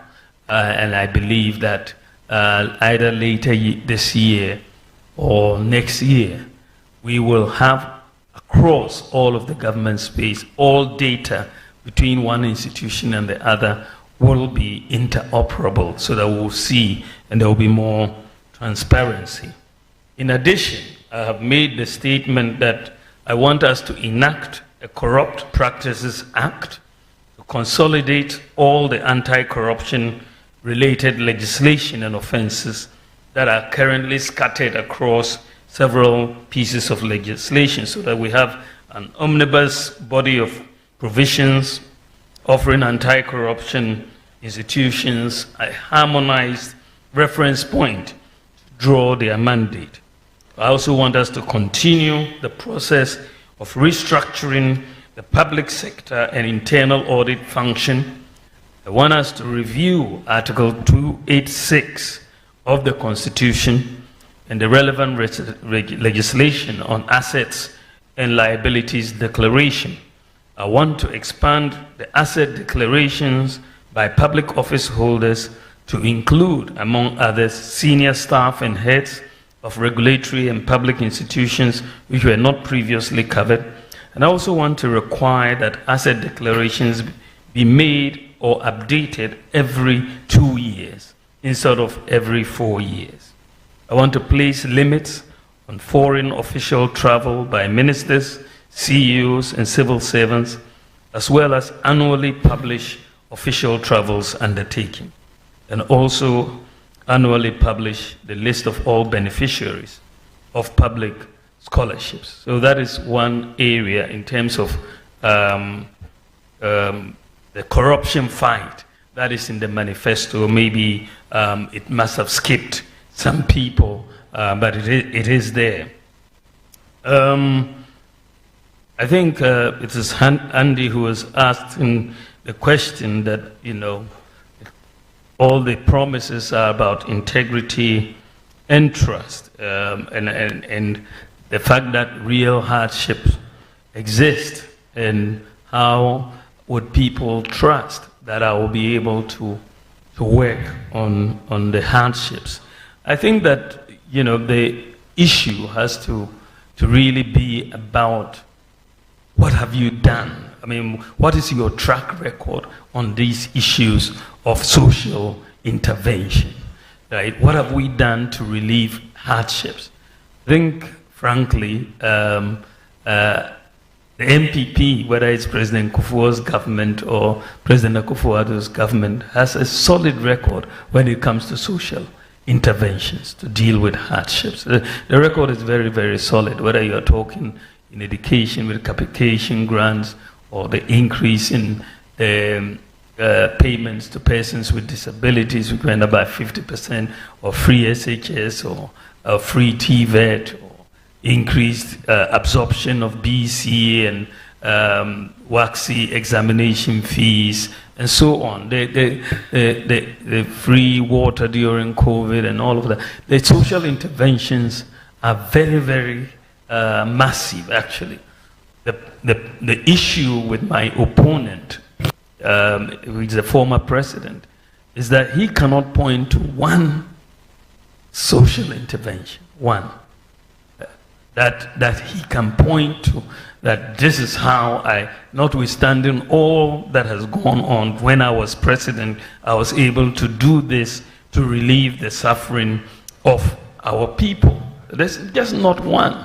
There's not one social intervention. So that is the issue. I believe that if you look at our promises, as I said, the 2016 manifesto, we've done about 83%, and 80% of the 2020 manifesto fulfilled about 80%. So we have more credibility, and I think the people of Ghana can trust us. When it comes to dealing with hardships, we are always front and center, whether it's providing free dialysis or sickle cell or childhood cancer. We're always thinking about it. And for me personally, I always worry about the poor and the vulnerable. And this is why I am a patron, for example, of the Lepers Aid Ghana, and also for the Mother Teresa's Soup Kitchen in Accra. I'm also a patron there because I want to help people who are vulnerable, and that's where my heart really is. So I think we can do a whole. Then you have, I think it's Evans, who protecting Ghanaian cultural values and so on. I think that is very, very important. He asked whether the bill, when it comes, I will sign it. I mean, the bill is before the Supreme Court right now, and I think once the Supreme Court brings it, I think there are certain challenges that have been made to it, to say that it is not consistent with the Constitution or whatever. But of course, we will wait for it to come, and once it's out of the Supreme Court and they declare it as constitutional, I believe that signing is automatic. There shouldn't be any issue. No ifs and no buts. Bawumia.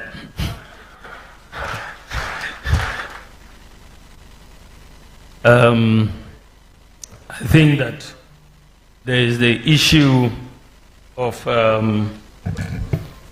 protecting our water bodies, and I think that first of all, restoration of our forests. We've undertaken to target about 30,000 hectares of degraded areas for reforestation and plantation, and also establishing 1,000-hectare bamboo and rattan plantations annually for watershed protection, and also providing tree seedlings and plantain stackers in the National Reforestation and Plantation Program. I've also talked about small-scale mining and how we want to reduce the practice of galamsey indiscriminate digging by using data from the Geological Survey Department to direct the miners into particular community mining schemes, and sort of using mercury-free gold catcher machine technology to help them extract the gold without destroying the water bodies. We also want to preserve our water resources by vigorously protecting both the surface and underground sources by enforcing the provisions of the water use regulations and protecting transborder water sources of the Volta River in particular. We need to effectively manage all these water basins. I think it's very, very important that we do so.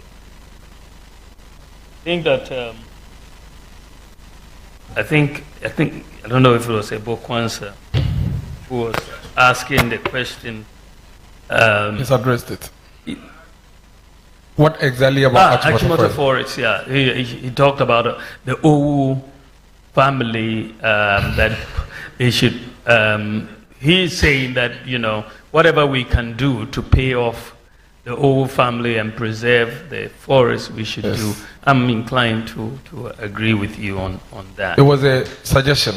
Yes, it was a suggestion. Yeah. Yes, it wasn't a question. No, it wasn't. Yes, it was a suggestion that if we can preserve the forest without getting it chopped down and all of that, I think makes. Thank you, Excellency. Umaru Sanders. Yeah. About the Fulani discrimination. Yeah. And also the issue of you speaking only on digitalization and no longer in the economy. Yeah, I think we're coming to that. Let me see. Yeah, okay. Let me take this question. I wrote it, but I can't seem to see it. But I mean, the issue of my in-laws.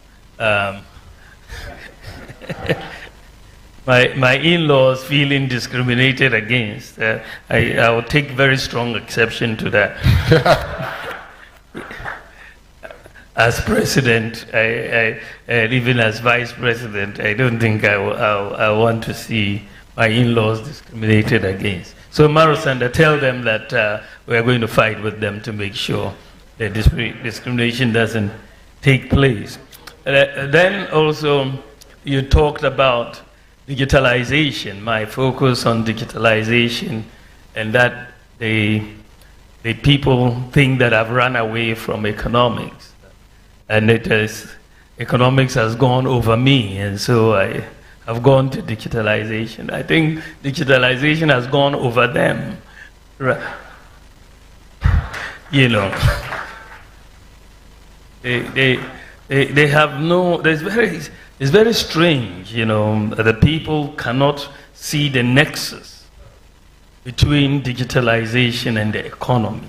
And it just doesn't make sense. When I spent a year at Oxford University in 2009 as a researcher in the economics department, I wrote a book on monetary policy and financial sector reform. And I made a point in the book, this was in 2010, this is 14 years ago, before I became vice president. I made the point that Africa needs to go digital because the global economy is going digital. And if countries stay behind, they will miss out on the fourth industrial revolution as we missed out on the other revolutions. And there's a good reason, because the digitalization allows us to formalize our economy. Informal economies are very difficult to manage. And so if you want systematic, management of an economy based on data and based on systems, the fourth industrial revolution is a data-based revolution. If you have an economy that doesn't have data and systems, you can't do much. Your entry into the fourth industrial revolution, your ticket to entry is a digital identity. And as I've already said, that is the first thing. By issuing the Ghana card, you have a digital identity. You know your population. Today, when a child is born in Ghana, right, at the point of weigh-in, they give the child a Ghana card ID as well as a birth certificate ID. We are the first country in Africa to get this done. You are getting these two IDs. So, and in a not long, we are going to see NIA is going to go to all the schools and issue all the children with Ghana card IDs. So we will have a complete database, you know, and they've done the pilot. So I expect them to start before the end of this year. You have a complete database of the whole country. Everybody is accounted for. If a child is not in school, you will know, because they will not be in the school database, but they would have been born. You know, you can only manage an economy when you have the data on the people, you know, properly. So I think that the digitalization allows us to do so. From independence to 2016, only 4% of our people had tax identification numbers. Only 4%. But by making the Ghana card ID, that we've been able to solve that problem, and therefore we have 85% in there. How do we get everybody with a bank account? You go through mobile money interoperability. You get the digital framework working. And then suddenly Ghana is the #1 country in terms of financial inclusion. We've been working at this matter since independence. But Ghana is 100% access to financial inclusion. The only country in Africa with 100% access to financial inclusion. We've been, I mean, this is economics. When you talk about financial inclusion, you're talking about economics. Look at the savings that people are making, just staying at home and paying their electricity bill, or renewing their national health insurance, or buying something on the internet or whatever. Just, you know, you're expanding economic possibilities when you move in this direction and so on. So when you are talking about moving away from economics, no, in fact, any economy which doesn't digitalize will be left behind. And so I believe right now, what we are doing right now in Ghana, we are really at the forefront of the digital economy in Africa. We are at the forefront of the digital economy. What we are doing right now, many countries are not able to do. Many countries will take a much longer time to do. I was telling somebody, even in the UK, they don't have digital ID cards. Tony Blair was proposing to Steinmeier that they should move to issue digital IDs. They don't have digital IDs in the United States. They are now talking about doing digital identity in the United States. The EU has asked all their countries to make sure they issue digital IDs by 2030. You know, how do you manage an economy without address systems, addresses? If you go to the UK, US, Canada, and you collapse their address system today, those economies will collapse just because they don't have addresses. We had to address that problem. For 60 years of independence, we didn't have a solution. We were going piecemeal. But by just bringing in the Ghana Post GPS and moving to a digital property address system, Ghana solved that problem just like that. You know, and that has economic repercussions.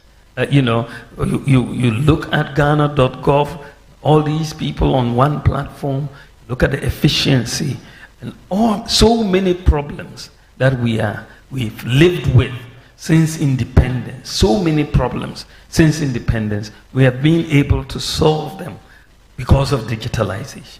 And this is now going to give us the foundation to really grow jobs and the businesses in this country. That is where we are going. So people who don't understand digitalization or need to, you know, think through some of these things. This is where the world is going. And I am just, you know, at the forefront in terms of policy of moving this in this country. And that is why some people don't understand. You know, and then I think Ebukwansa was talking about people calling me a liar, and then you go, you know, and that is very, I said to someone, well, at least I'm not called a murderer as my boss was called, or I'm not called a drug dealer, or even I'm not called government official one.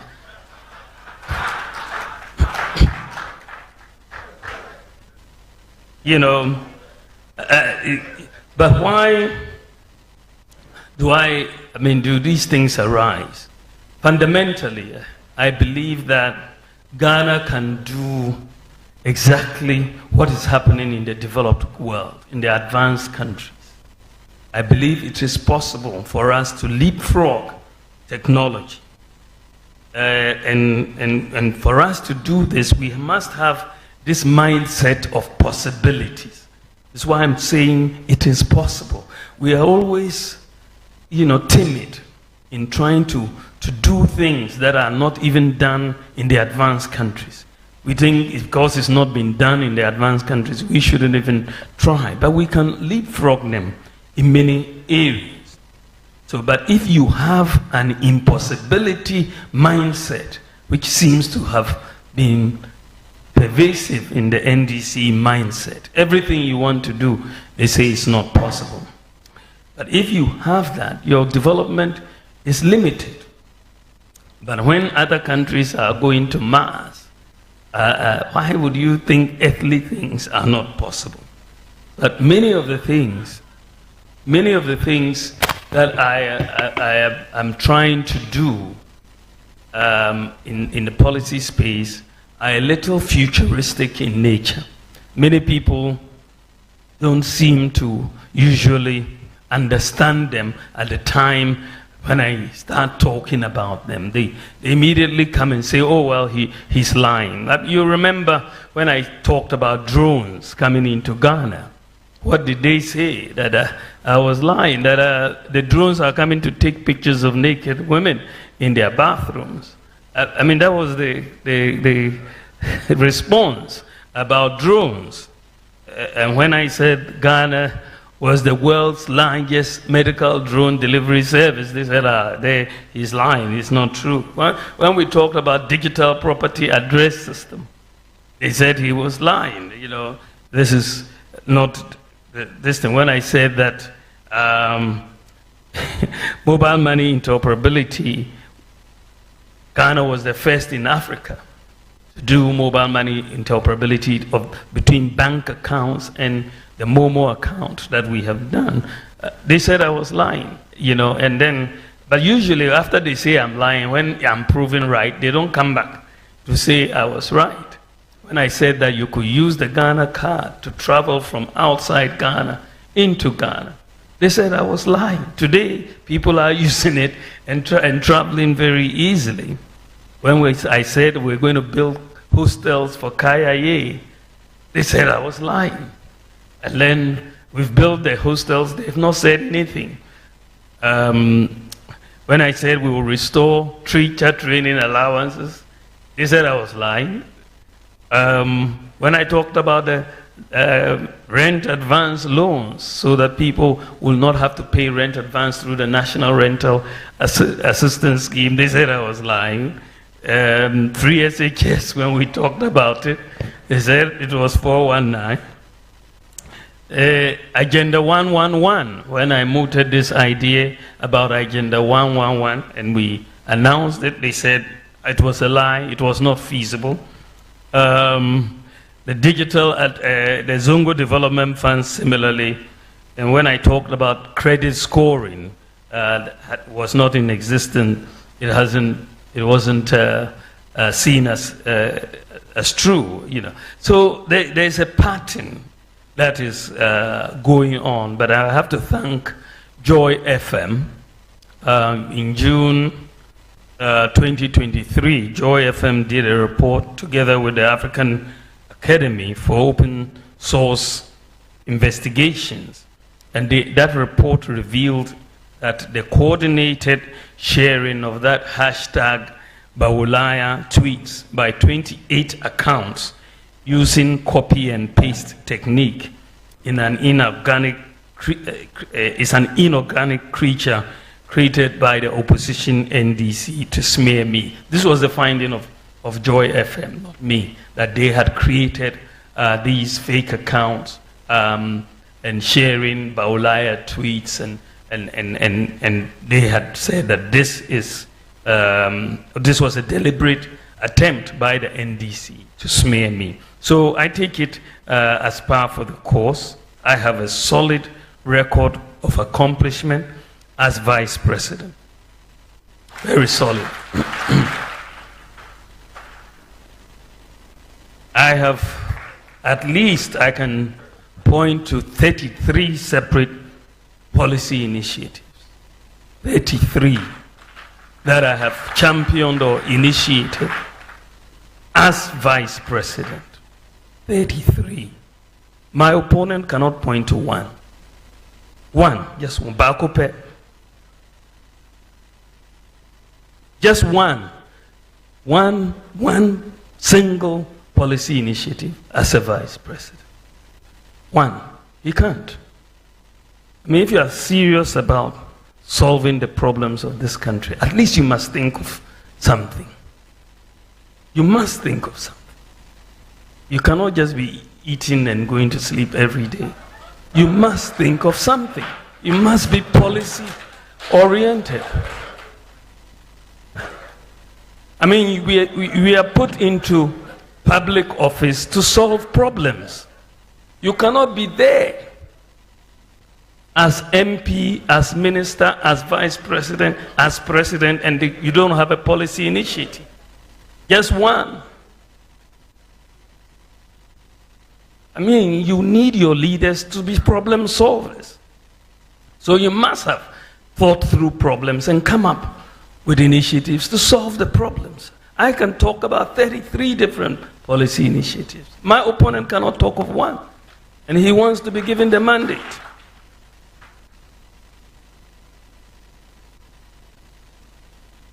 Question about the Zongo Development Fund. We just wrap up. We'll take the Zongo Development Fund question, then we'll take a question from Bloomberg. Then I have also been called out the same way I called TV3, and let me add GH1 as well. Let's give fair reportage. It's fine. Report as you want to report, but don't cut my statement when you know it's not complete. It's unfair. So please, that's what we are saying. We are not telling you what to report. We are only saying that if I make a full comment and you bring one part of it and report on it, you are deliberately setting me up for something to satisfy your own agenda. Please, let's be fair. GH1 has also done the same. I think it's fair that we correct it. But I have been called out also by Ebenezer Donko. Eben, I can't see you. Please, give the microphone to Ebenezer Donko. Your Excellency, whilst you take a breather, and then we come back to it. We are taking three. So please, let me address the Zongo Development Fund. I think that what is clear is that Zongo development wasn't a real issue.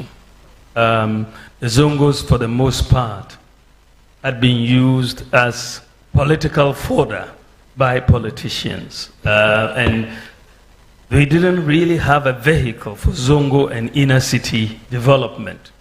And this is the genesis of the setting up of the Zongo Development Fund. And we are looking at setting this fund up. And this fund has done tremendous work. We've had over 200 completed projects in various areas like education, health, infrastructure, vocational training, entrepreneurial support, sports, and so on. We've done over 70 new classroom blocks are being constructed.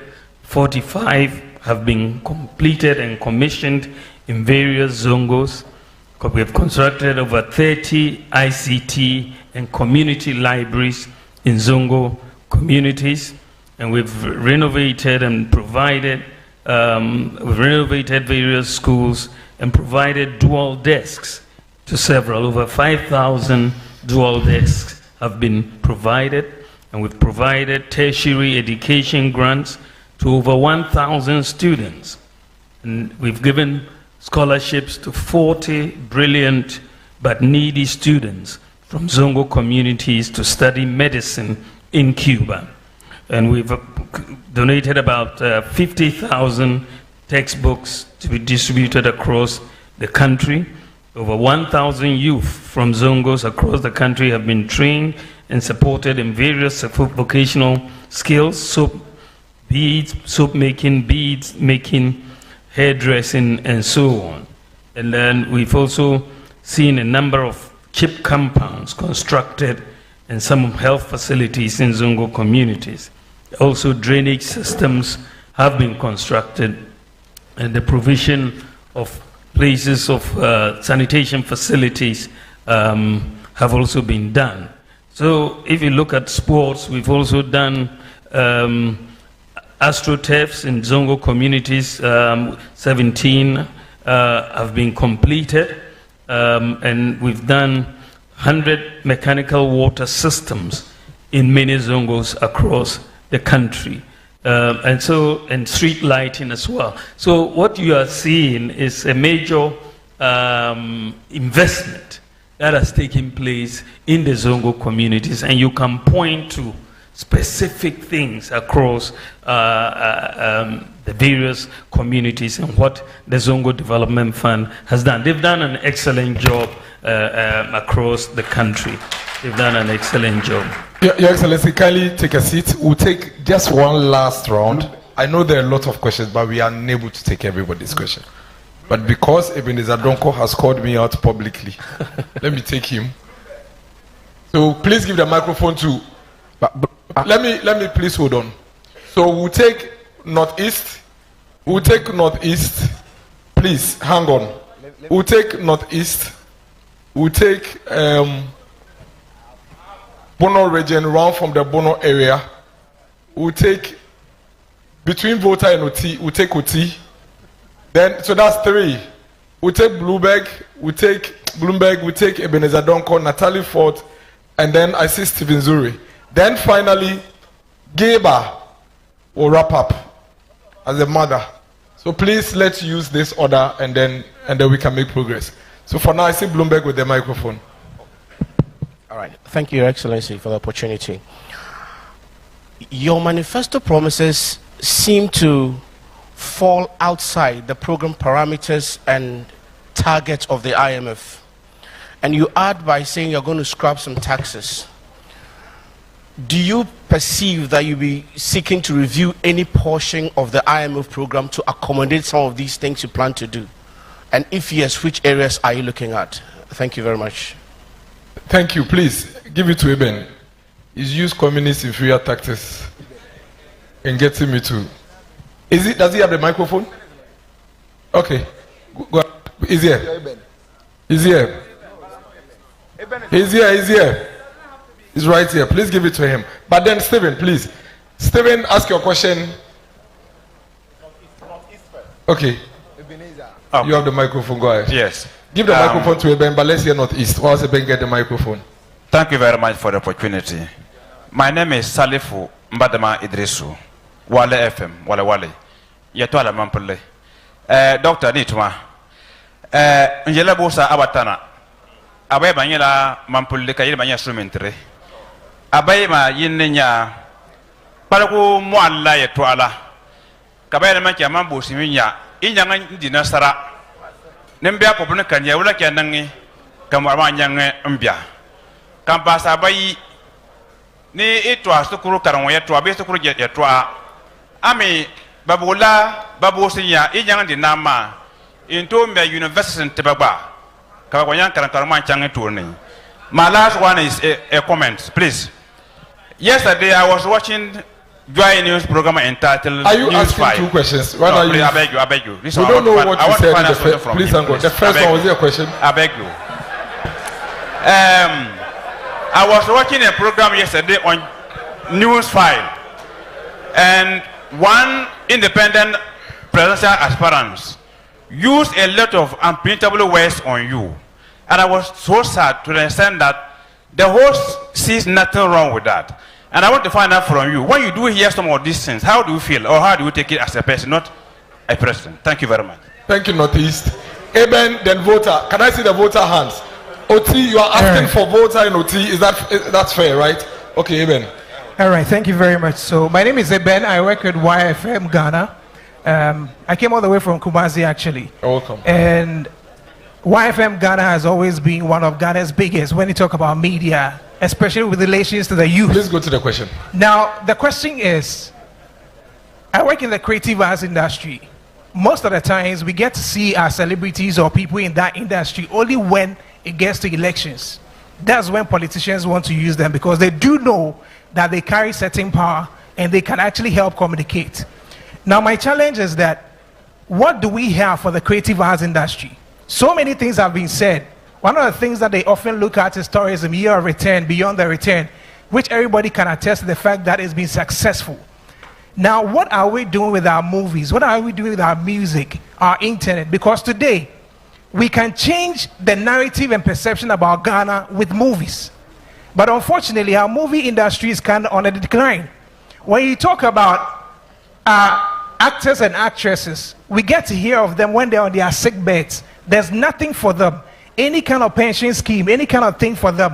What do we have for the creative arts industry? Since we hold a huge power to actually change the narratives of this country, and the creative arts industry also gets to employ thousands of people from tourism. Look at all the tourism sectors across the country. I remember speaking to one of the tourism sector ministers about... Please wrap up, Eben. Sure. You get to some point. So my question is that what do we have for the creative arts industry? It shouldn't just be what we say. What are practicable steps we have for the creative arts industry? Thank you, Eben. Please give the microphone to OT Region. Yeah, thank you very much. My name is Baba Adam Sadiq. OT region, we all know, is an infant region with many problems as far as development is concerned. But one major problem that I would like to ask the Vice President, if Ghanaians give him the mandate to become the president, our number one problem is the bridge over River Oti. We all know that Oti is one of the food baskets in the country, and we also know that that road is an important road for motorists from the northern region coming down to the south and the vice versa. But the problem is government had promised the people of Oti, after we've been given the region, that a bridge will be constructed over River Oti. And since then, nothing has been done, or we've heard nothing. Now, when you are given the mandate to become the president, what would you do? What will you do for the people of Oti? Paul Adum Ochre. Then Yakunama will come, and then we are done. Hello. Miracles, do I have the floor? Yes, Paul. Thank you very much. Good evening, Mr. Vice President and colleague journalists. I think we're having a very interesting time. Mr. Vice President, I covered the NPP presidential primaries in 1998. I covered election 2000.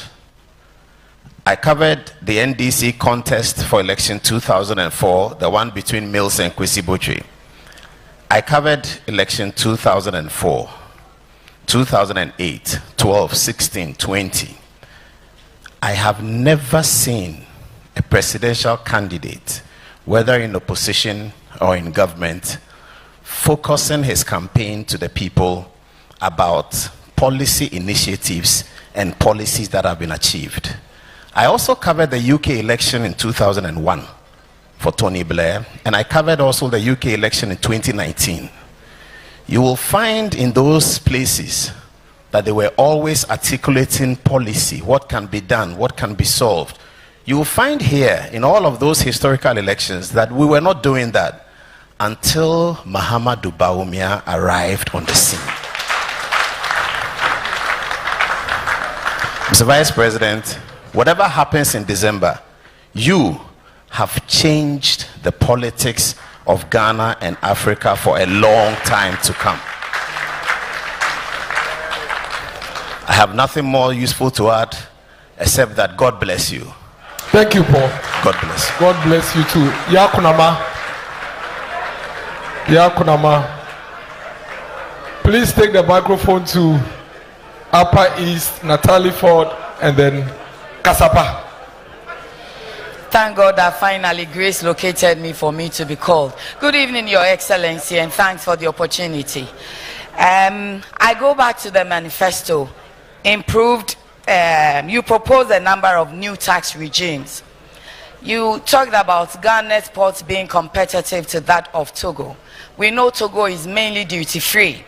Is Ghana ports going to be duty-free? And if you do that, coupled with the number of taxes and levies you intend to abolish, then there will be shortfall in revenue, which we know that the budget we draw year by year is highly dependent on loans and donor support. So if there are shortfalls in revenue, how are you going to make up, and how will you fund all these lofty promises? Thank you. Thank you, Yakurama. Upper East, please, and then Bono. Please, wait. Upper East, go ahead. Straight to the question, please. Good evening, Vice President. In 2019, you accompanied the President to Tanting, widely known as Talisi District, to consult for the construction of the Kolgo multipurpose dam. Years down the line, nothing has happened. I mean, nothing substantial has happened. What has been done is that 11.9 million US dollars have been paid for some. No, for some, it is no work done. Now, I want to ask your understanding of what that money was used for, and if you think it is prudent use of the taxpayers' money. You've also said that you're going to ensure that it is constructed. We know in 2019, when the sword was cut, it was estimated to cost nearly $1 billion US dollars. Please, your question. Nearly $1 billion US dollars. Now it is 2024. It is not going to cost same. We know things have changed. What is the estimated cost now? And the last one. No, you have only one question. Please give to Natalie Ford. Natalie Ford, then Kasapa.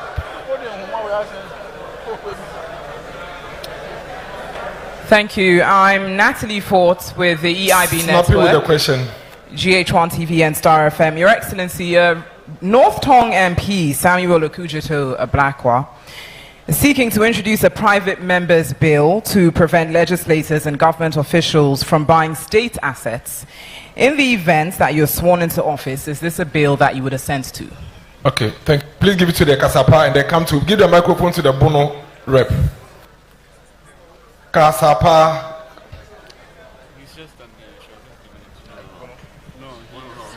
Mr. Vice President, Rupacho Memowajo, Medin di Efiapokia, Ago TV, Kasapa FM. Mepacho Bosume Yashase, and I can say, Nyameya Wadom now Bedi Mampenia. I drive a 4 lines society 2 years. Sabio Kafracha, who Nyansabi, a woman to the Beko 10 years. Yanshay petrol ya yato ewa my monsua. Taxes are who do be brain a guguso. Spare parts are who do a driver for ye tonso. A ya network a say neguso. Adentina. Won't ye taxes in the good petrol no so no emanema form.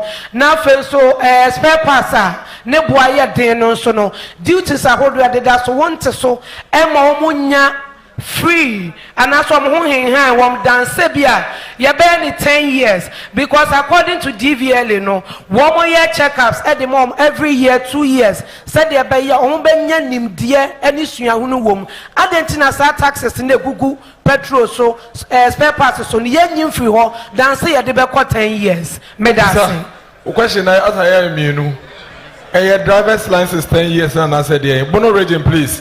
Bono region, please give the microphone to the Bono. Area. Bono is here. Bono is okay. Yeah. And my name is give to Kwabena Nika from Moonlight FM, Sunyani.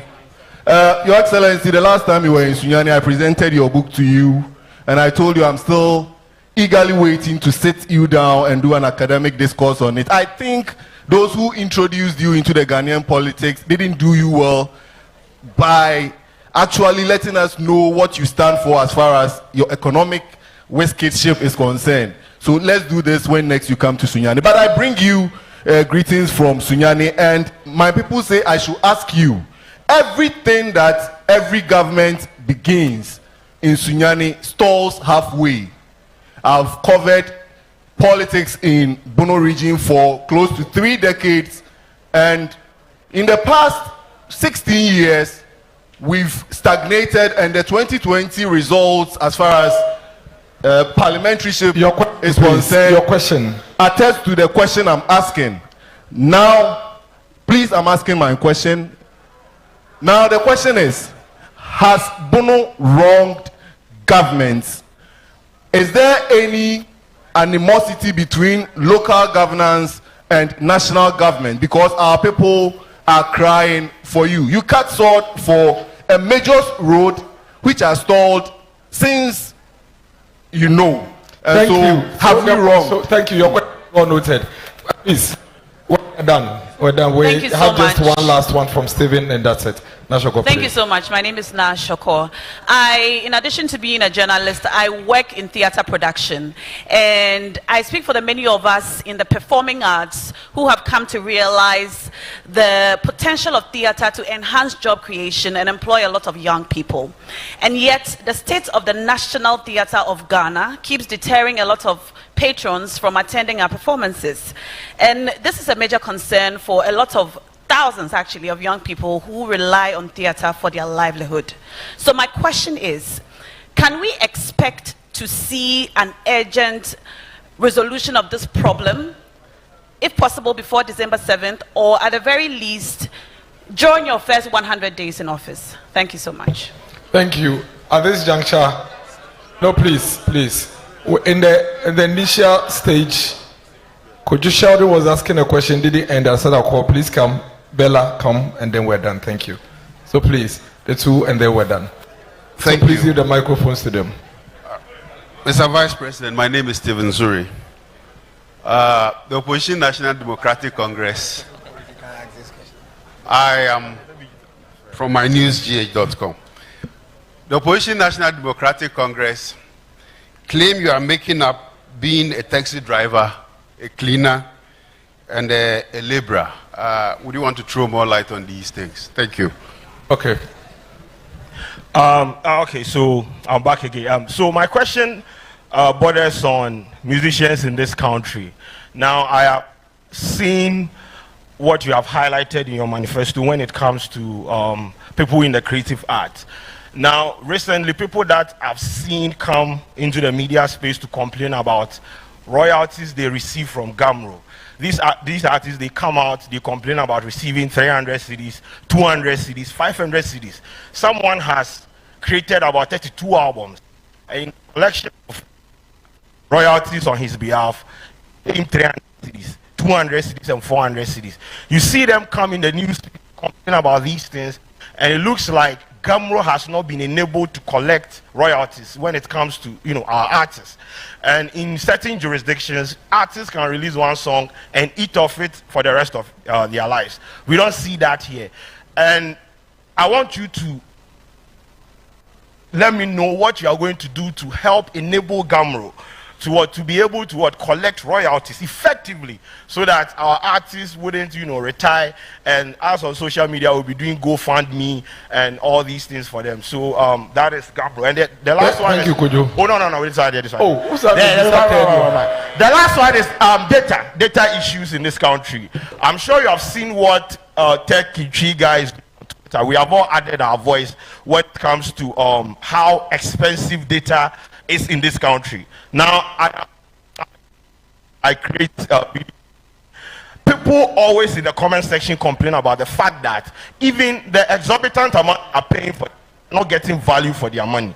We have highlighted this on several platforms. We have been interviewed. We have met with the NCA. We have met with key people in positions of power, and nothing is being done about it. Your government, you have not said anything about it. For someone who is a digitalization and agenda, don't you think we need internet to champion some of these things that you are highlighting in your manifesto? Thank you, Kojo. Thank you again for the opportunity, and I'll make this very quick. So I was just checking Fact Check Ghana to be sure I was asking the right question. And Media Foundation for West Africa has also fact-checked and confirmed that 8 people died in the 2020 general elections. We haven't heard the president make a statement on it in terms of justice or anything for that matter. I'm not sure I've heard you make any statement on it as well. And I've spoken to a lot of analysts who say that if you had addressed this very early on in your campaign, maybe you'd have had a greater chance at the presidency than you might have now.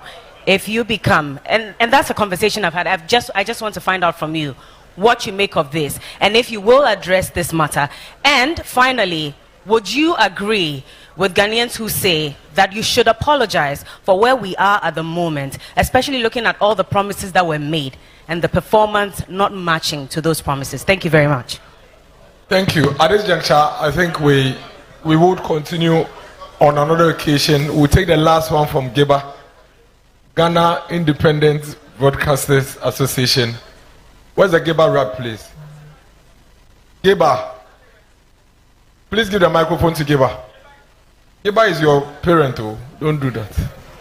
Let your parents speak. They will speak on behalf of Annie. Thank you, Mr. Vice President. In Ghana, as at the end of 2022, we had a significant 832 radio and TV stations, of which 707 are radio authorizations and 120 TV stations to service our population of 34 million.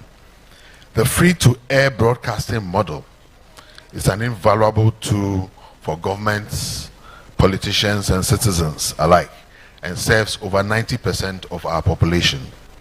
One significant industry hurdle is the financial sustainability of the media, which has hampered growth, and we've seen very low revenues due to the very competitive environment which has been created, leading to poor remuneration of media workers, journalists, and poor quality of broadcasting equipment and other issues. This situation further is exacerbated by a non-media friendly tax regime. The current high tax burden is challenging for most media houses and businesses, and the FTA media specifically have been facing pressure of the attempted introduction of an additional tax line, which is the CST, the Communication Service Tax, a consumer designated tax as an additional tax for radio and TV stations that are doing the free-to-air service. Mr. Vice President, what is your position on using the taxation reliefs mentioned, reviews and innovation, tax reviews and innovations, such as the removal of CST for free-to-air broadcasters completely, and other tax incentives to enhance financial sustenance of our media landscape specifically, and enhance the remuneration of journalists and media practitioners, and enhance the ease of acquisition of new equipment, imports for media work, local content creation, technology upgrades, and improve operational costs for the special industry gathered here. Thank you very much. Your Excellency, you may give the answers now.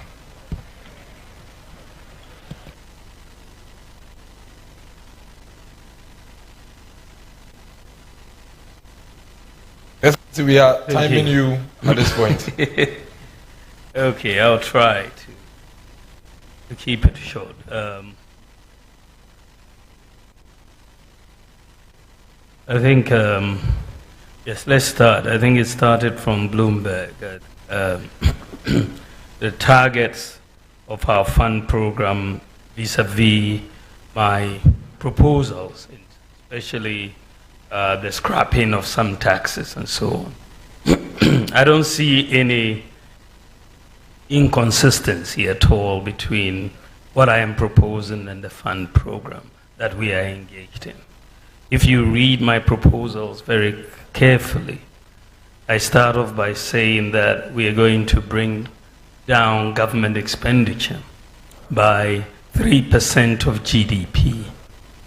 The proposals in terms of the tax cuts I'm proposing will not even come up to 0.5% of GDP. So, you know, you have more than enough space to fund what I'm talking about. So I think that the issue at the end of the day for the program is to make sure we maintain fiscal sustainability.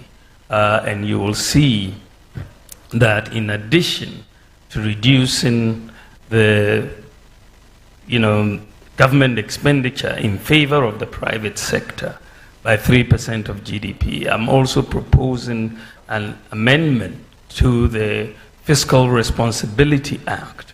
First of all, to make the Fiscal Responsibility Council an independent Fiscal Responsibility Council like the Monetary Policy Committee of the Central Bank that will have oversight of fiscal responsibility.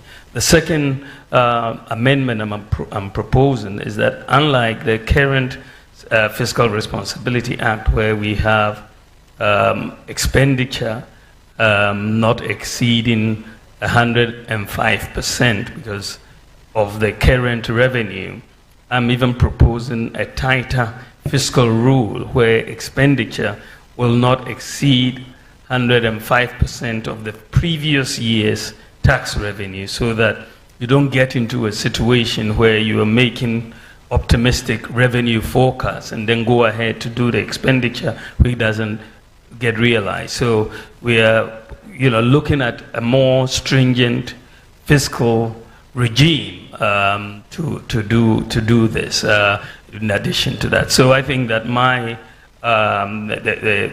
the policies that I'm proposing are really very consistent with the fund program. I don't see any inconsistency at all.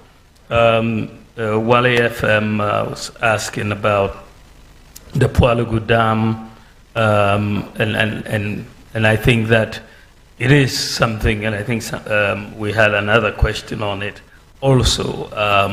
The Pualugu Dam is very important for agriculture in the north in general.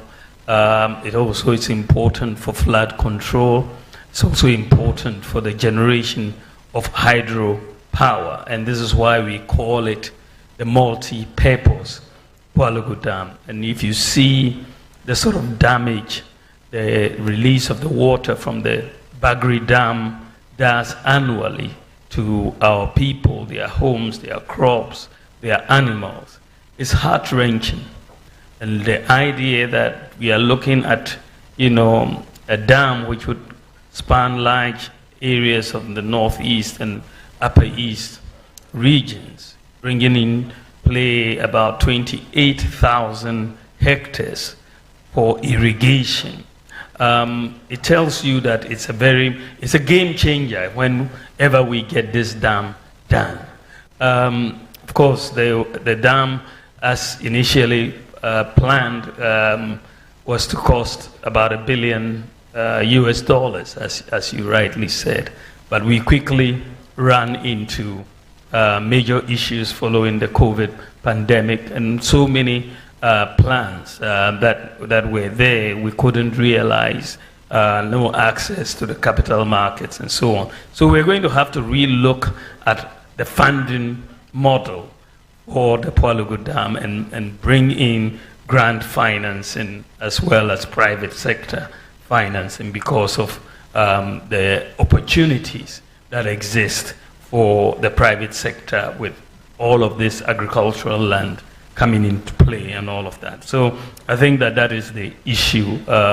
The issue of the universities in the new regions, I think a statement has already been made on that issue, that every new region should have a tertiary institution, ideally a university, and I think that is something I will support. The issue of what happens when people, how do I feel when people insult me? When you are in politics, it's par for the course in a sense.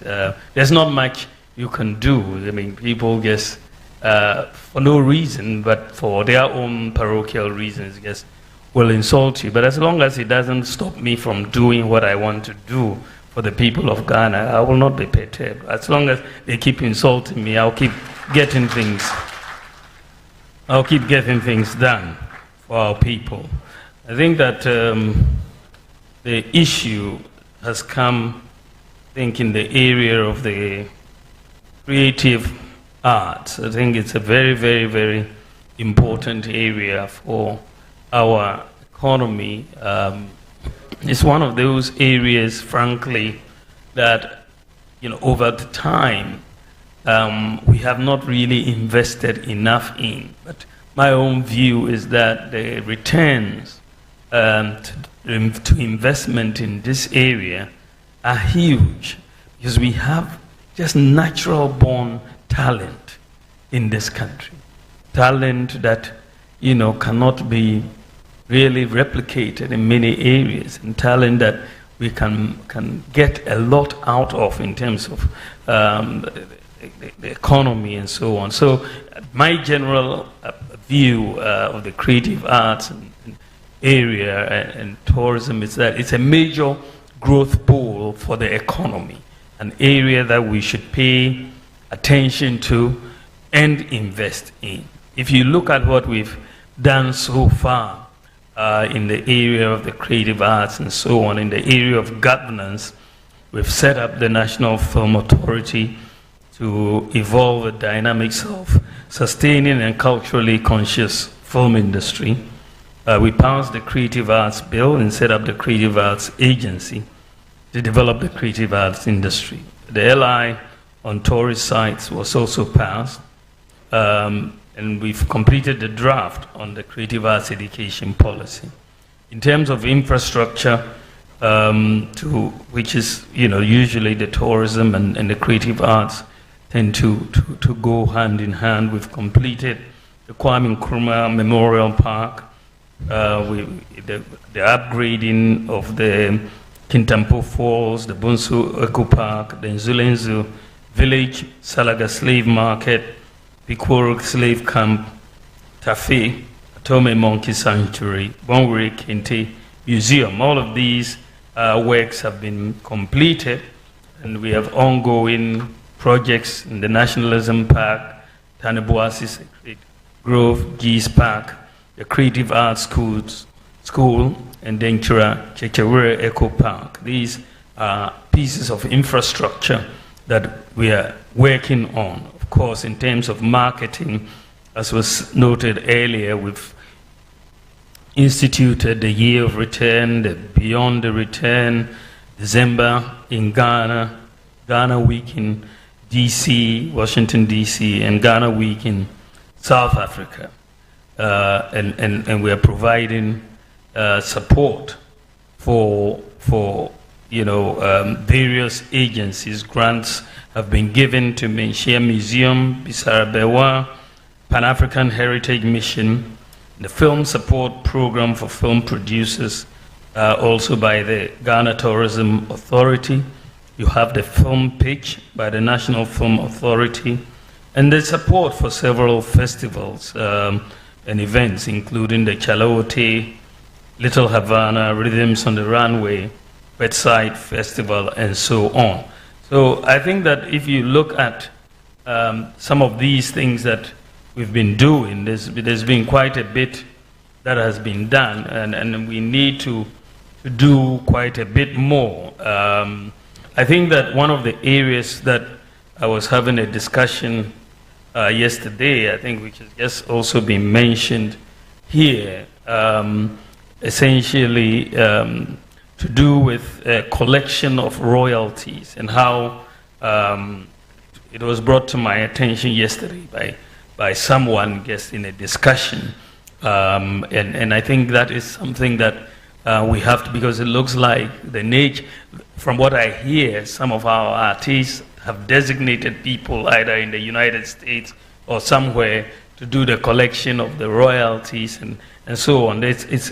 We need to have a better approach and help Camro in this area.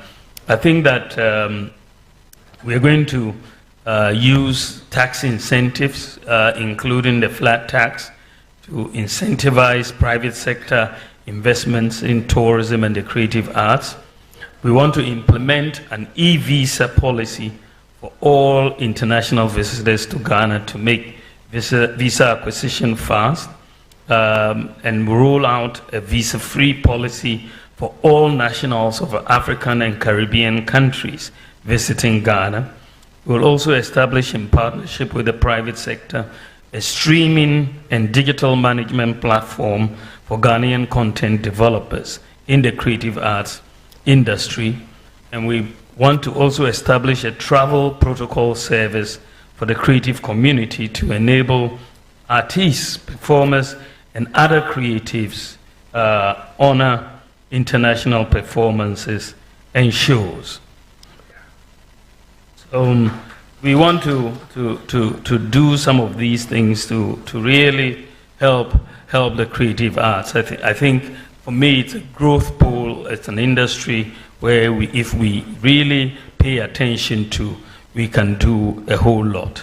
The OT bridge, again, came up, and I think it's something that is still on the drawing board, and I don't think we need to give up on it. It's a critical bridge across the OT, and so I can see how important it is for all of us, and I would definitely be very interested in the OT bridge. Competitive duties, Togo is not duty-free. Many people are under the misapprehension that Togo is duty-free. Saying that we will benchmark with Togo doesn't mean that you are benchmarking with zero. In fact, Togo charges duties and so on. It's not a duty-free port. The question, as I said, was how will you fund your priorities? What I'm proposing is basically to expand the tax base. You want to expand the tax base by broadening the tax, digitalizing the tax, making the tax rate flat so that compliance is very easy for everyone. So I don't really, and then also reducing the government expenditure by 3% of GDP. I don't really see a funding challenge for our promises. In fact, there's no problem really to fund the promises that we are making, because they will be financed. As I said, Palugu, we want to look at grant and private sector financing, buying state assets. I think that it's something that we should all support. If we have any bill that prevents state officials from buying state assets, I think it's very well in the right direction. The issue about driver's licenses, as I said, we will move the validity to 10 years, but you renew it every 5 years. And we are hoping by moving to the flat duty for the imports, people will find that there's a bit more reasonableness in the duties that are being paid, and a little bit more predictability in the duties that are being paid at the ports. Bono has not wronged government. I think there is a sense that Sunyani project started have stalled. I hope we can get that perception off the table in completing ongoing projects. I think there was a comment also on the state of the National Theatre, but I think from that comment there seems to be an issue of maybe renovating the National Theatre, because you're saying that it should be done before the election, which means that maybe it's not a major construction effort, but maybe a renovation. I will get some answers to that particular question. Stephen Zuri was saying that they're saying that I was not a cleaner or a by-day worker or a taxi driver. What haven't they said to everything? Basically, it's just laughable. So we'll leave that alone. It's just, yeah. So then data is expensive. I totally agree with you, especially as we are trying to build a digital economy. So I've made the point in the manifesto. We've made the point in the manifesto that we need to bring down the cost of data. Thankfully, I think that Starlink is coming in at the end of this month. I'm hoping that some competitiveness will come, but I've also said that in our allocation of spectrum in the future, we need to focus more on inclusion and bringing down the cost of data. So it is something that we are really going to pay attention to in the context of building this digital economy. And this is also why the cost of devices, we're trying to look at bring down the cost of devices like the mobile phones as we build this digital state that we are looking at, because we want to take off the import duties on the mobile phone. Yeah, so that is basically some of what we are trying to do. I think there was a question. I don't remember. Excellency, there's one question on the Yendi tax system. Yendi tax system? Yendi and Tamale, actually. The water system. Yeah. Okay. Let me go. Let's go through it. I think there was a question that 8 people died in the 2020 election, and the president, or me, we have not commented on it. I'm not quite sure whether the president has commented or not. But any time we lose a life in any circumstance, it doesn't have to be an election. I think it's really a very sad event when you talk about loss of life for anybody. And so I think that it's very, very a sad occurrence if for people who died during the election, maybe out of conflict or something. So it is something that I hope the authorities, law enforcement authorities, have dealt with or are dealing with. I'm not quite familiar with the full current status of that particular situation, but the people who are responsible should be brought to book to deal with this issue. The issue also, the question was also that should I apologize for not being a good economic manager? It's very interesting, because when you look at the work that we have done, let me go through some of it. For the first time in our history, first time since independence, we have a national ID system. For the first time. For the first time in our history, we've championed national ID at birth for all children at birth, together with their birth certificates. Never happened in our history.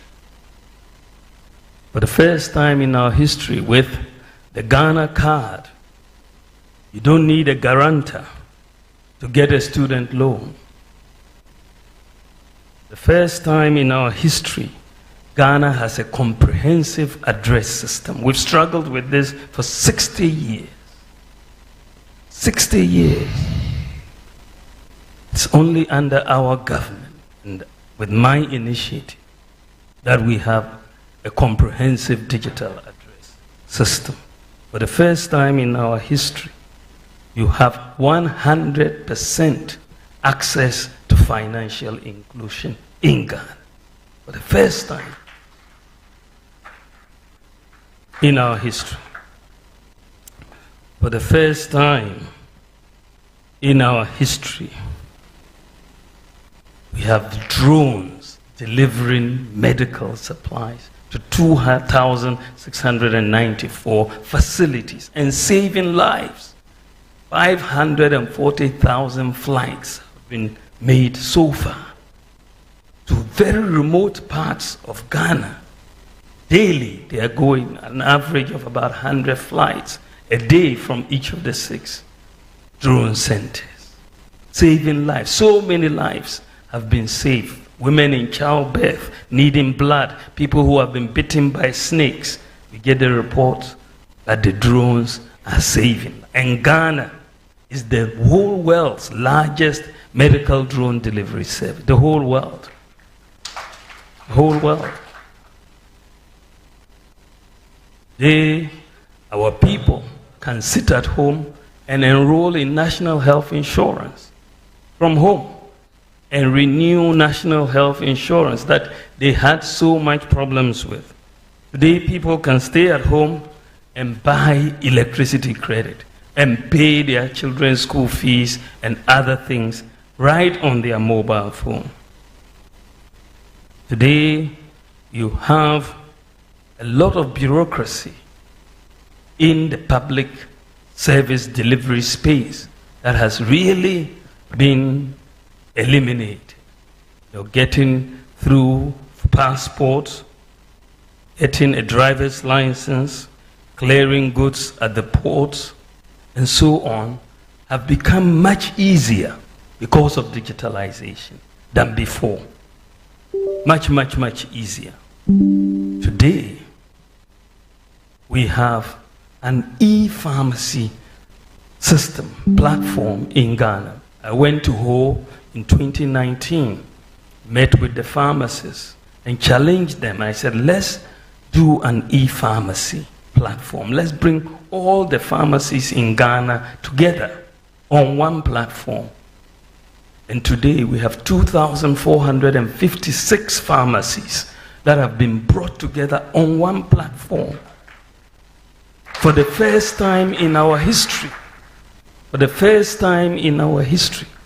So today, if you receive a prescription from a doctor, you can get to the e-pharmacy platform and it will tell you which pharmacy near you has the medicine and how much it costs. This is the first country in the whole of Africa to have an e-pharmacy platform, and it is Ghana, the whole of Africa, to have an e-pharmacy platform, and it is Ghana. Today we have put together Ghana.gov platform where we have onboarded over 1,000 MMDAs. But we are left with less than 20 MMDAs to complete the whole Ghana.gov. So whenever you want to interact with government, you go to Ghana.gov and you either apply for the service or pay for the service or whatever. Today, when we came in, only 4% of adult Ghanaians had a tax identification number.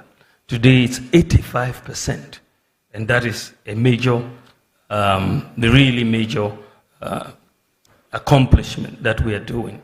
Today, what we have done for the first time in our history under the e-health program, you know, before you could go to the hospital and they will tell you your folder is missing. Today, what we have done is to digitalize the medical records and network the hospitals, all teaching hospitals, all regional hospitals, all district hospitals, the patient records have all been digitalized. And those hospitals are networked. So if they refer someone from Wa to Kolebu, they don't need to come with their folder. All they need is their ID number. It will be put in the computer in Kolebu, and all their medical history will appear to the government. And we are the first country in the whole of Africa to do this.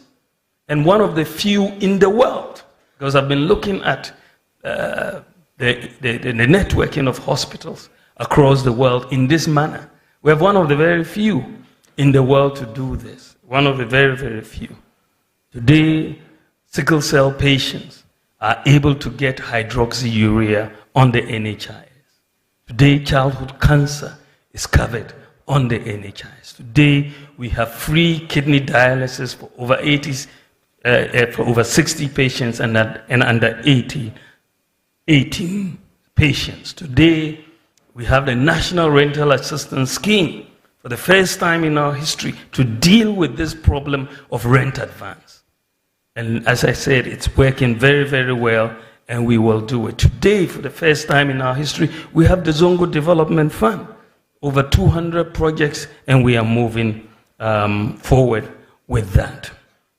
Today, for the first time in our history, we've implemented the gold purchase program at the Bank of Ghana.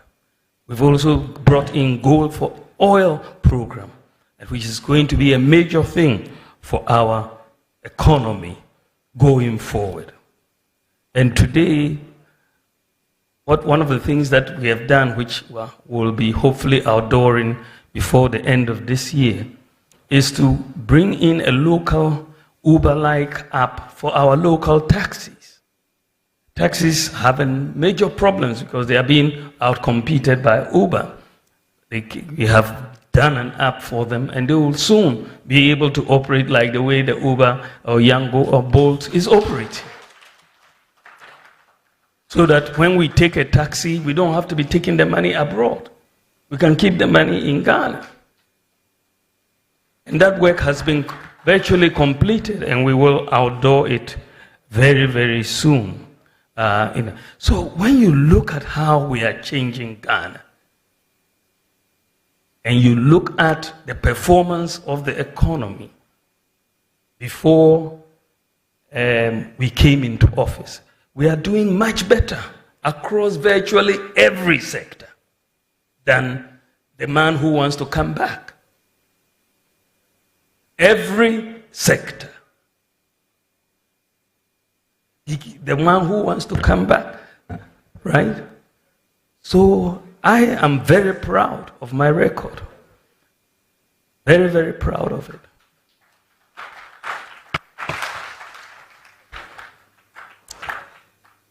So the issue for GIBA was free-to-air model and the financial sustainability of it. I think that one of the things which as you spoke, I thought was very, very important for us and hopefully we may have to have a meeting to get a better, fuller understanding. But I believe that the flat tax system that we are coming up with for many businesses will help, because you were talking about the tax regime not being media friendly. I think that generally the tax regime has not been business friendly. And this is why I want a complete overhaul of the tax regime. I want a business and citizen friendly tax regime. And this is where we're going. And I believe that once we implement the tax reforms that we are proposing, we will broaden the tax base and we'll make it very simple. When I was thinking about this, I asked myself the question, which country has the best tax regime in the world? The research came up with Estonia. Estonia has been #1 in tax regime, business friendliness, for the last 10 years in a row. That has been Estonia. So I decided to take a team took a team, GRE and a few others, and we went to Estonia. We met with all their key players, President, Prime Minister, Minister of Finance, the equivalent of GRE, and we went through their system. Of course, it was very clear that the simplicity of that system, friendliness of that system, no, you don't really need to appoint an accountant to tell you how much you owe. It's just a flat tax. I was very persuaded that we will have a very, very good system with a flat tax system in Ghana. And this is where I wanted. So it's just like you pay your tithe in church. You know, everyone knows exactly how much they have to pay. You know, it's that situation. And that is why I want us to start on a clean slate. And that is why we are going to introduce a tax amnesty for businesses and individuals so that we all start on a clean slate in this area. I am very, very thankful for this opportunity. I am running for president because I believe I can really help transform this country.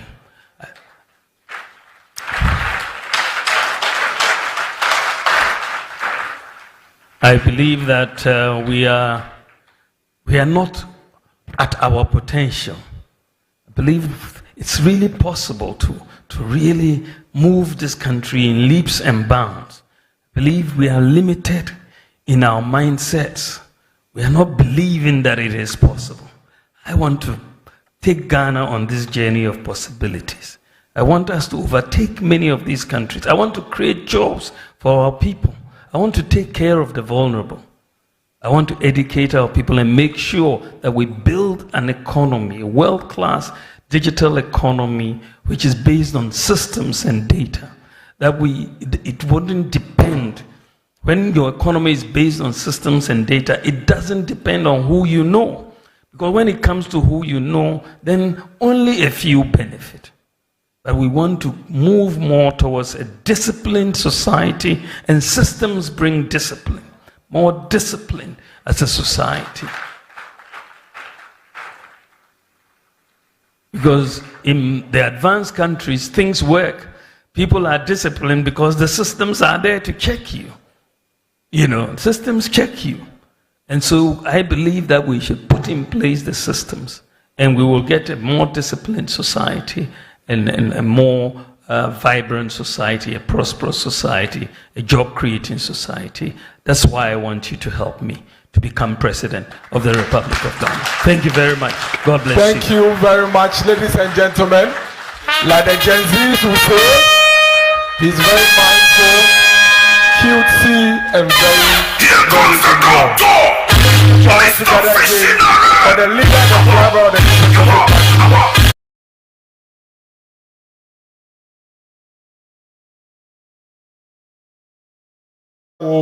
please, let's continue putting our hands together for the Vice President as he sits down.